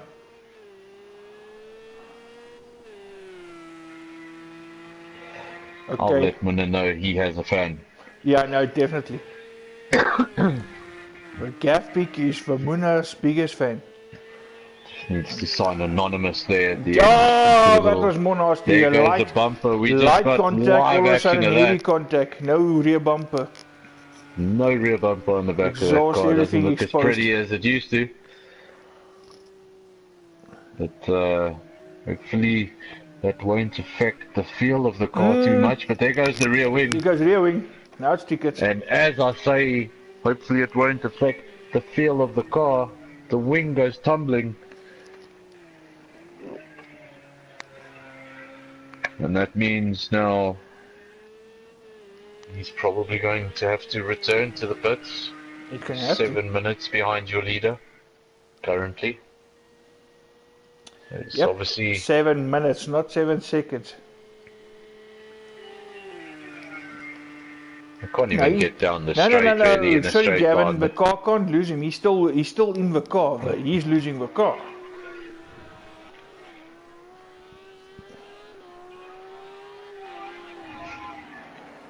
Nah, he wouldn't have.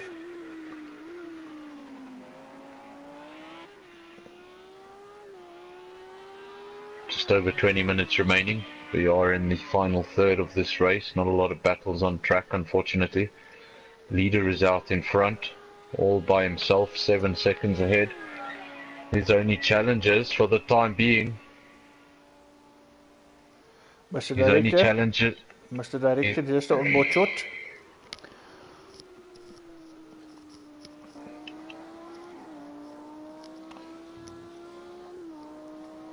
Just listen to him, yes. Yeah, really not going too much in, not giving it that much rest as you would have thought.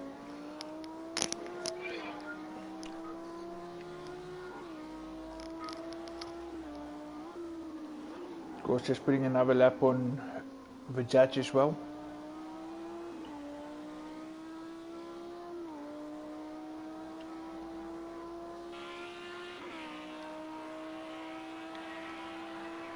I still love his Audi.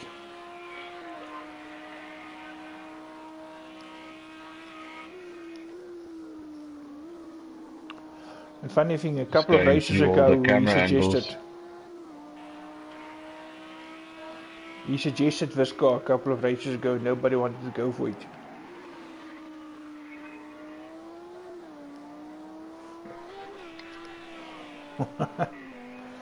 Take lessons, Gavpik, take lessons.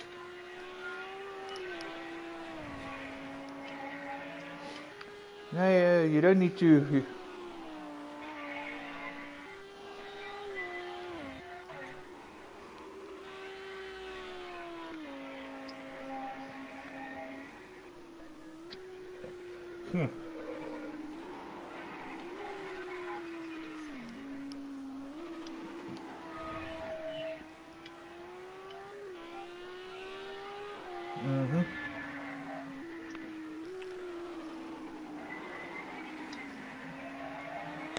Just under 22 seconds now.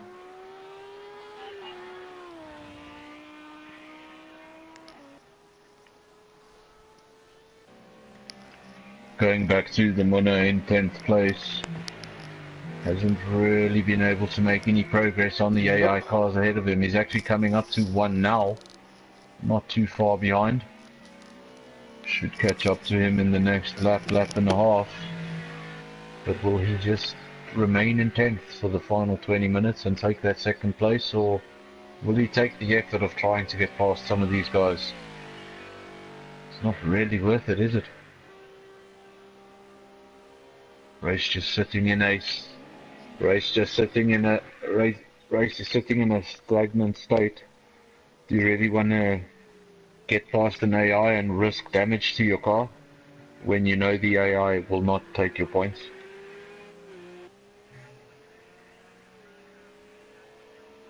Judge will pick up 3rd. It stays like this.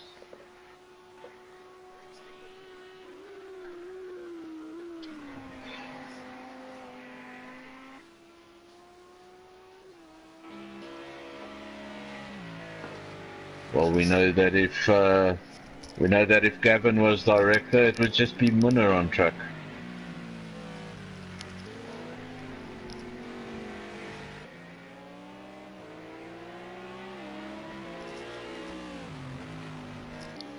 Mr. Pig. Car just hovering a little bit there. Getting past the AI, moving up the order into ninth place. His bumper's moving a little bit. A little bit of damage at the front end. Wonder if he got that getting past, but that AI is that's some wipeout. That's wipeout. That's wipeout. That's oh wow, look at that. Overcraft. That's some impressive machinery. And you don't need to worry about front traction. bumper is doing the boogie. You don't need to worry about traction, you don't need to worry about tyre degradation if your tyres don't touch the ground. Fantastic. Let's hope slightly Matt is watching this. Guys definitely at a disadvantage. I think the guys in the pit setting the ride height a bit... Way too high. Watch it, whoa! I actually think it's gotten slightly higher. Oh no, that looks terrible. Yo, Mr. Pig. Thanks for the chat. It's fine, nice having you here, but we prefer having you on the track view with those guys.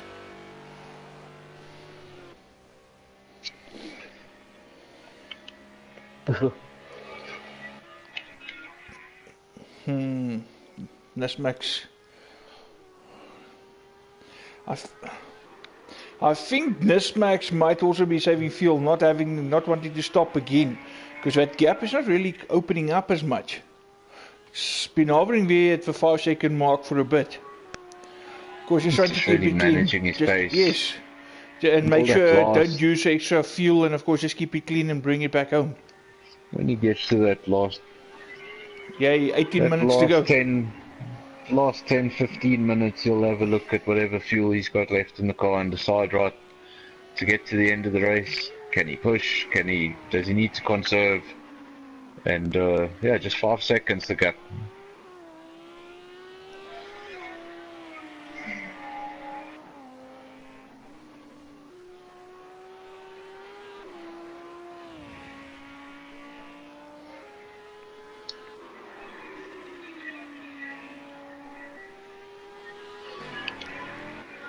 Oh yes, that hovercraft again. The hovercraft and the boogie bumper. Munner now struggling, trying to get past this AI. He got past him once before, but maybe having some sort of off-track excursion, because now he's got to do it all over again. The car ahead of him, very strangely hovering off the ground. I wonder if Munner is seeing this from his angle. It looks like it again. Oh, Munner! That is not what you want to do. Misses his braking point in desperation. He's trying to get past. Desperate to get past, and finds himself in the gravel and now gets some grass on his tyres for good measure. Not going to be any good for traction. And I think that AI car's gotten away from him for the time being. 4 seconds is the gap there. Maximilian who's doing that hovering. Over again. Maximilian Woerlein. He's going woer. This is the car in question. There we go. The hovering car. There we go. Now, he's obviously got the freshest tyres on circuit. I can't see how he's getting any tyre wear. I mean, if that's the case, he doesn't need to pit, because obviously no mandatory pit stop has been set in this league. That may be something that changes in Season 2, but no mandatory pit stop. So if your tyres can last the race, and if you can... There is no mandatory pit stop in this league. You just stop because you're running out of fuel. Easy as that. If you run out of fuel, if you need to stop, because if you need to stop for fuel or tires, you stop. But as you've seen in the 3 rounds prior to this race, most of the guys, or at least the guys that were hitting the podium, they were going for one-stop races. That was the initial plan. Unless there was damage, unless something else happened, the plan was to stop once. Now, in the one race, it may have been Austria, I think it was Austria, we only saw the first round of pit stops an hour into the race. And that made me think, what if you filled up your tank and just drove as carefully as possible? Yes. You know, you can't.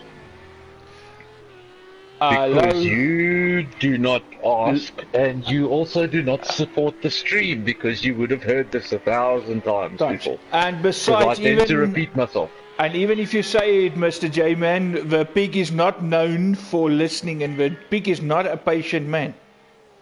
You need to have patience to have that tragedy. You admit it yourself, you're not patient. That is that would be, if you could pull that off, okay, you would obviously be slower than the guys around you. You would be conserving fuel, you would be conserving tires, you would not be battling for the lead. You would be aware of the fact that the guys were going to run away from you, but that wasn't the point. The point is they're going to be in the pits for a heck of a long time, probably over a minute, and are you really going to lose an entire minute and a half on track? And if you do it clever, you will have no damage. For it? Well, so if you don't have damage and you don't stop, and yeah, there's no mandatory pit stop in the rules. Nesmack's now more than a lap ahead of Vamuna. If you can work out a strategy that does not involve a pit stop, then that is a possibility. Obviously, this round, and I believe the next 2 rounds, the weather has been set to clear, so that we have no surprises. But I know that the season won't end that way, and the dynamic weather will come back. The dynamic weather will come back, I believe, in round 7, I believe. So we'll finish the season with dynamic weather. Things will be a little bit more interesting. Another thing that could make things more interesting is actually the introduction of mandatory pit stops, and not one, several. If you were to say you need to do your 1.5 hour race with 3 pit stops, and how you do those 3 pit stops is completely up to you. Just let me finish.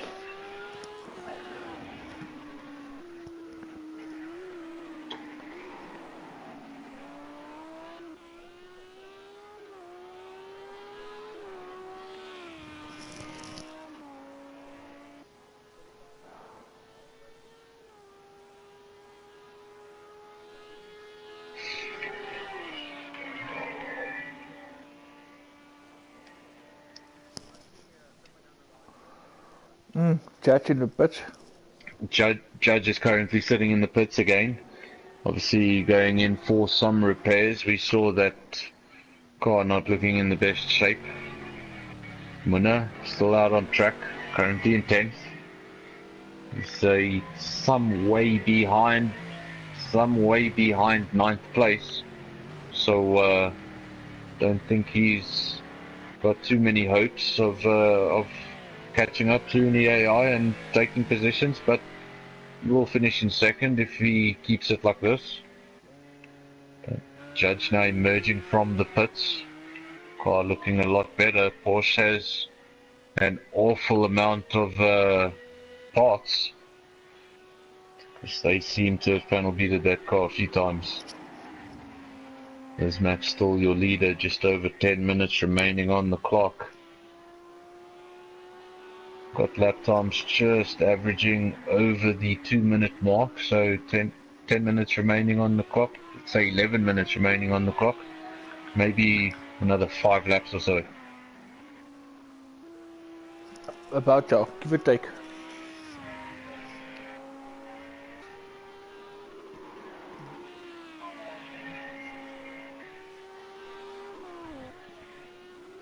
I'd be doing what I needed to do. I'd be driving fast enough. I'd be driving fast enough to see that that gap behind me isn't getting any smaller. Just maintain the gap, manage my speed. If the gap now is 36 seconds, you can even just slow down, take it easy, brake a little bit earlier. Just make sure you stay awake in this phase of, sometimes when you take things too easy, you can go off track from nowhere and just feel really silly. So don't slow down too much, you might fall asleep. But I don't think there's any reason for him to be attacking the curbs and attacking the lap times, because yeah, there's just no need for it right now. His first human competitor is the Munna, who's currently in 10th place. Even though he will pick up points for second, he's 2.2. He's almost 2.5 minutes behind Nizmac, so Judge 9.5 minutes behind your leader. Nizmac's getting in the invalidated lap for track limits. Same for the judge.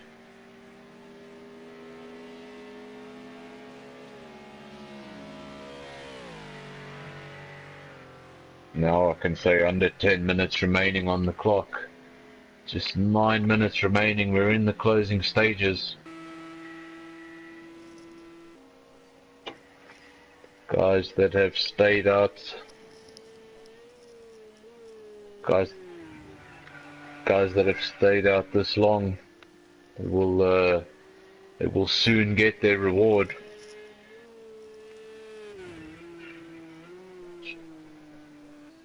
Judge will pick up 3 points. Not 3 points, he will pick up points for third place. Doesn't matter how he did it. That is how it will appear on the points table.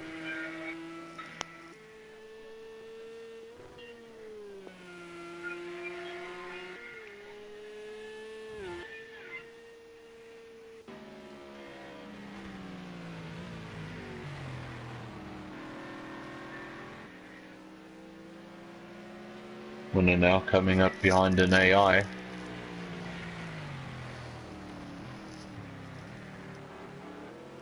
Not sure if that is to unlap himself.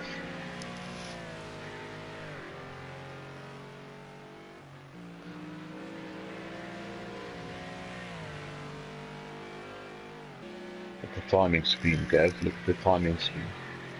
It's not for position, the car ahead of him is 52 seconds ahead of him. So that is to unlap himself from an AI car.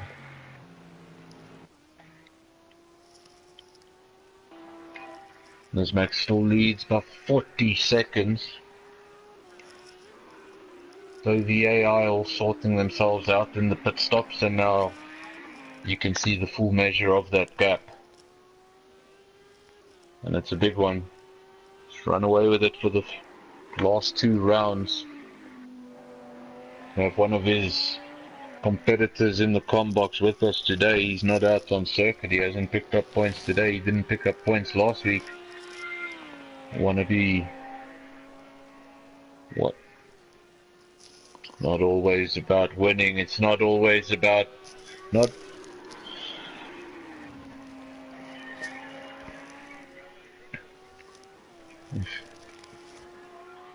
Winning a championship. You're gonna have tracks where you're stronger. You're gonna have tracks where you're weaker. You're gonna have tracks where others are stronger. And winning championships is about minimalizing the damage at those circuits. So when you get to a circuit that you hate, sure, you might not win, but you can still pick up the podium and not lose that many points. It's about consistency. It's about finishing races. And when that good day does come and you're able to pick up the 25 points, surely there's tracks on this calendar that are going to suit you. Better than this one.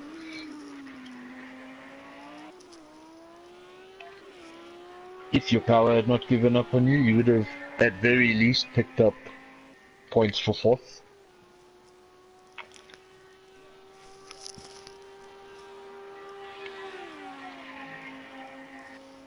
Not most probably, I say at least 4th. Judge has not had the best day.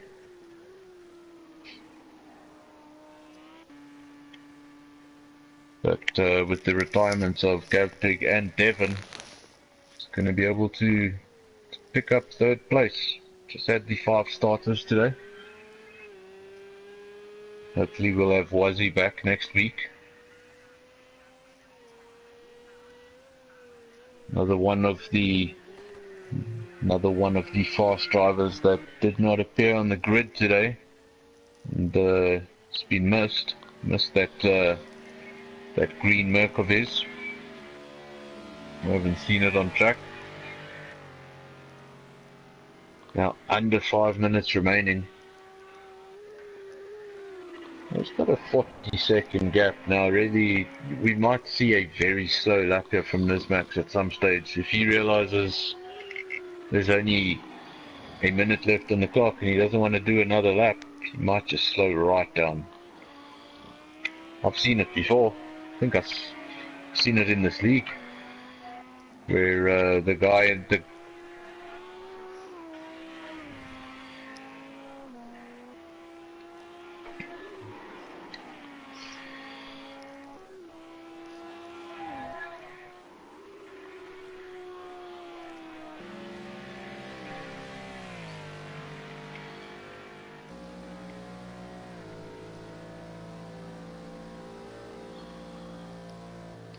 So you would give it everything and race over the line to do an extra lap of an endurance race, if there was no one behind you.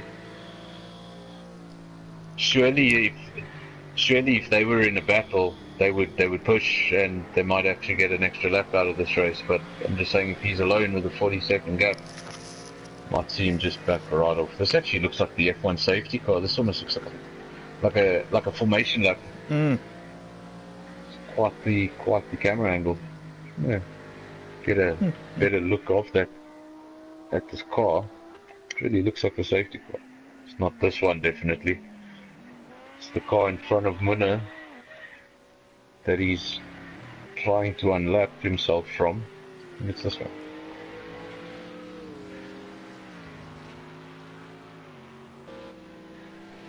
Good looking car, but it seems like all the AI are hovering just at different extremes, but they're all hovering. Doesn't seem to help. Guy just went over the gravel and picked up a whole bunch of gravel. 2.5 minutes remaining on the clock. We're on lap 40.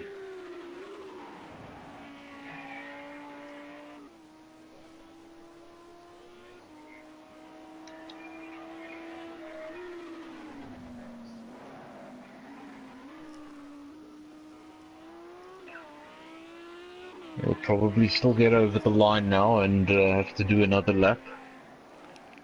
So I think we'll have 41 laps in total. Definitely, there's going to be another one after this one.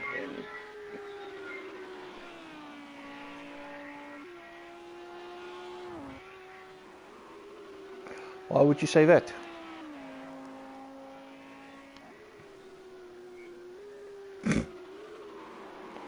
So the whole idea is to forget about the time. No, don't get fixated on that time, because then you're making it bad for yourself. 1.5 hour endurance race around Bathurst, about to come to an end. 6.2 kilometer circuit, 40 laps. I think they're going to do 41. If you work that out, I think it'll just be about 50k short of a Formula 1 race. 250 kilometers, give or take, an endurance race in this format. And Nismax has just worked this race out to the T. Got into a bit of trouble at turn 1. We thought he was going to be in trouble, but that was a nasty shunt. His competitors somehow caused their own problems, tripped over themselves. Now officially on the fastest lap. Officially on the last lap, sorry. It's going to go over the line now with 40 seconds remaining on the clock. So this will be this is definitely the last lap. Final lap of the race. Another 6.2 grueling kilometers that he has to deal with. This Mac will follow now the Munna, and I'm pretty sure he just wants all of this to come to an end.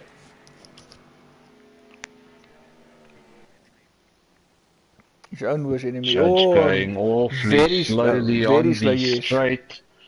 I wonder Clever, He obviously clever. just needs to keep that car moving forward very slowly, not to get disqualified. This Max is still pretty far away, so he's gonna have to wait there for a while. Yeah, And he went over. Gonna have to go he's around gone one more over the time. line. So it will be 41 laps. I can only imagine his favorite words to you. I can just imagine. All three of him.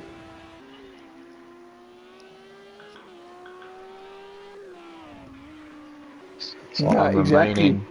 We're still there at the end of this hour and a half. Past the 0 mark. We're on the final lap. We ride with your leader. Just waiting for Nismax to come finish and then obviously take the checkered flag. Race winner of the previous round.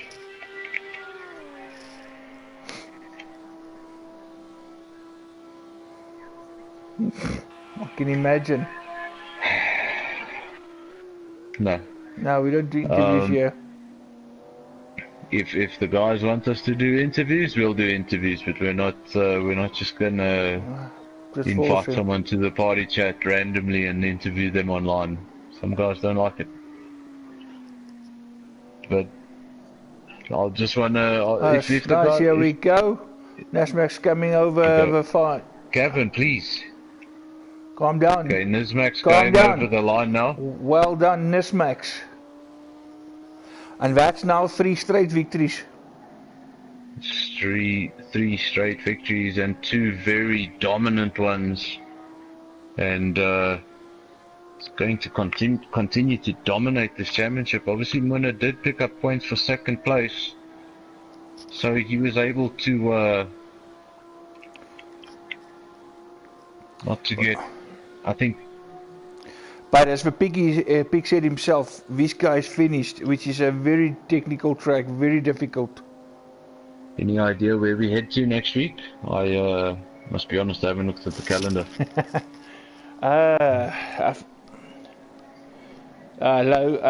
Which is not unusual for you. Gavin usually asks questions about a discussion that's 2 weeks old. If I'm not mistaken, it's Monza next week. Oh, okay. So we're back on the F1 circuit. First 3 tracks were... I was under the impression that the first 3 tracks were F1 circuits, and then there were no more F1 circuits on the calendar. We're going back to F1 circuit next week. Is then it Monza without the chicane?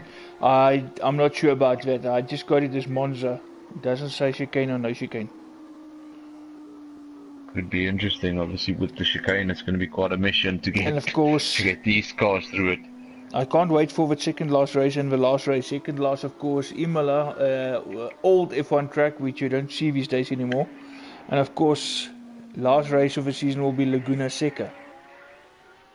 That'll be interesting with the definitely with the corkscrew. Lined left, right-handed on a steep decline. Quite an interesting circuit, and also a lot of sand. You don't want to go off that circuit. No. I've had bad experiences with that circuit and the Superbikes game. All I can say is, ouch. Now we just wait. We just have the timer there on your screen reading 20 seconds. You see, that is just to allow the rest of the drivers to get over the line. When that reaches 0, then you don't need to get over the line. The game will come to an end. The results will come up on screen.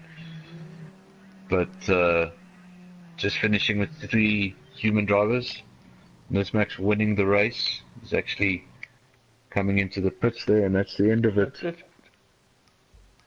we're going to have Muna in second, the judge in third. I'm not going to read out all those AI names because there's one too many surnames I don't think I can pronounce. So I'll just read it as the points table will read. Nismax wins the race. Muna will finish second. The judge will finish third. We had a retirement from Gav. And as well as Devon leaving the race. So that's it. That's round 4. That's Bathurst. And we'll be back next week. But that's it. Well done to everybody, and that also will bring a close to proceedings here. Thank you once again for everybody joining us tonight, and of course looking forward to seeing you guys at the next race, which I said is Monza. Next week. See you then. Cheers, guys. Cheers, guys.